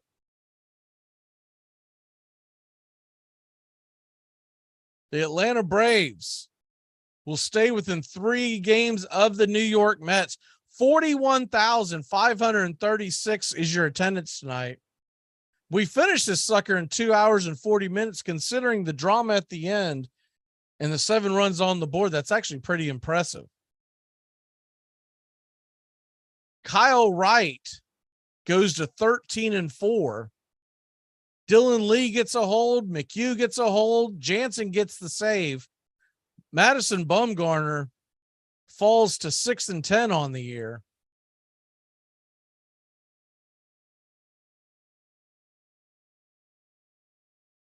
As Atlanta, 5 runs, 8 hits, 1 error. Arizona, 2 runs, 6 hits, 1 error. If I'm picking a player of the game, it's got to be Austin Riley. And Atlanta will be back at it tomorrow night. We will be back here Tuesday night, right after the trading deadline, which ends at 6 p.m. Eastern. We'll have the reactions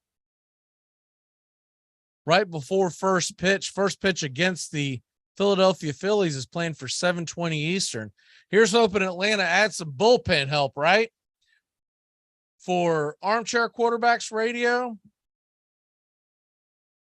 and CBS Sports Radio, Armchair Quarterbacks 1 on YouTube. I'm Mac McGee, all the guys and gals behind Armchair Quarterbacks. We bid you adieu. Tomorrow morning, the Armchair Quarterbacks show is on bright and early, 9 a.m. to noon.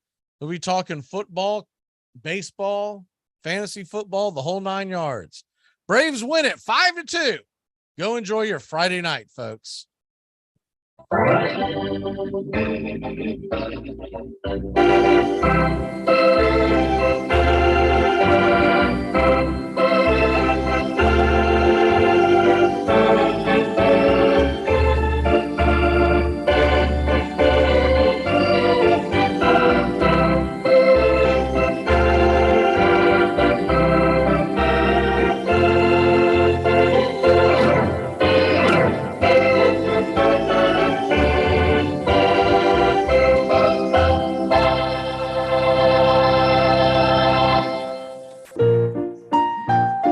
Braves fans, the Armchair Quarterbacks YouTube channel are bringing you Braves baseball all season long. Hi, I'm Mac McGee, and I'll be bringing you Braves baseball play-by-play for the Braves fans out there, for all of Braves country. So pull up an armchair and join us for Braves Country Baseball, first pitch to last pitch, Tuesday and Friday nights, right here on the Armchair Quarterbacks YouTube channel. This portion of the show is being brought to you by The Best Things in Life, which are still free with minimum purchase at participating dealers.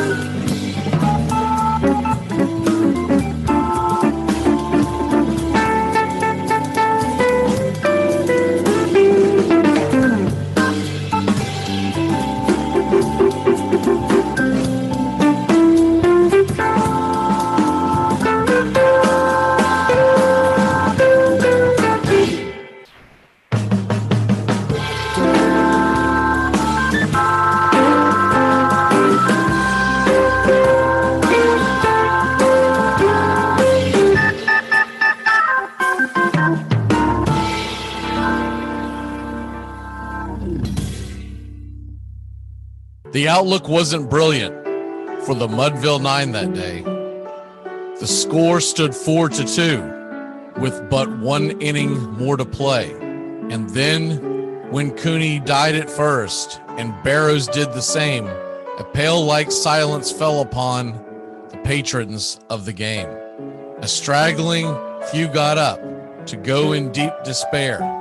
The rest clung to hope which springs eternal in the human breast. They thought, if only Casey could but get a whack at that, we'd put up even money now with Casey at the bat. But Flynn proceeded, as did Jimmy Blake, and the former was a hoodoo, while the latter was a cake. So upon that stricken multitude, grim melancholy sat, for there seemed but little chance of Casey getting to the bat. But Flynn let drive a single to the wonderment of all, and Blake, the much despised, tore the cover off the ball. And when the dust had lifted and men saw what had occurred, there was Jimmy safe at second and Flynn a hugging third. Then from 5,000 throats and more, there rose a lusty yell. It rumbled through the valley. It rattled in the dell. It pounded on the mountain and recoiled upon the flat. For Casey, mighty Casey, was advancing to the bat. There was ease in Casey's manner as he stepped into his place. There was pride in Casey's bearing, and a smile lit Casey's face. And when responding to the cheers, he lightly doffed his hat.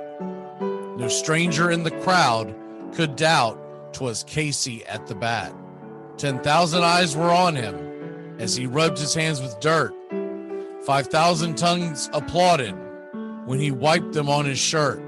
Then while the writhing pitcher ground the ball into his hip, defiance flashed in Casey's eyes. A sneer curled Casey's lip. And now the leather-covered sphere came hurtling through the air, and Casey stood a-watching it in haughty grandeur there. Close by the sturdy batsman, the ball unheeded sped. That ain't my style, said Casey. Strike one, the umpire said. From the benches black with people, there went up a muffled roar, like the beating of the storm waves on a stern and distant shore. Kill him! Kill the umpire!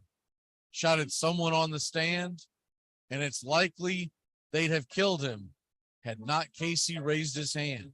With a smile of Christian charity, great Casey's visage shone. He stilled the rising tumult. He bade the game go on. He signaled to the pitcher, and once the dun sphere flew, but Casey still ignored it, and the umpire said strike two. Fraud, cried the maddened thousands, and echo answered fraud. But one scornful look from Casey, and the audience was awed. They saw his face grow stern and cold. They saw his muscles strain, and they knew that Casey wouldn't let that ball go by again. The sneer is gone from Casey's lip. His teeth are clenched in hate. He pounds with cruel violence his bat upon the plate. And now the pitcher holds the ball, and now he lets it go. And now the air is shattered by the force of Casey's blow. Somewhere in the favored land, the sun is shining bright.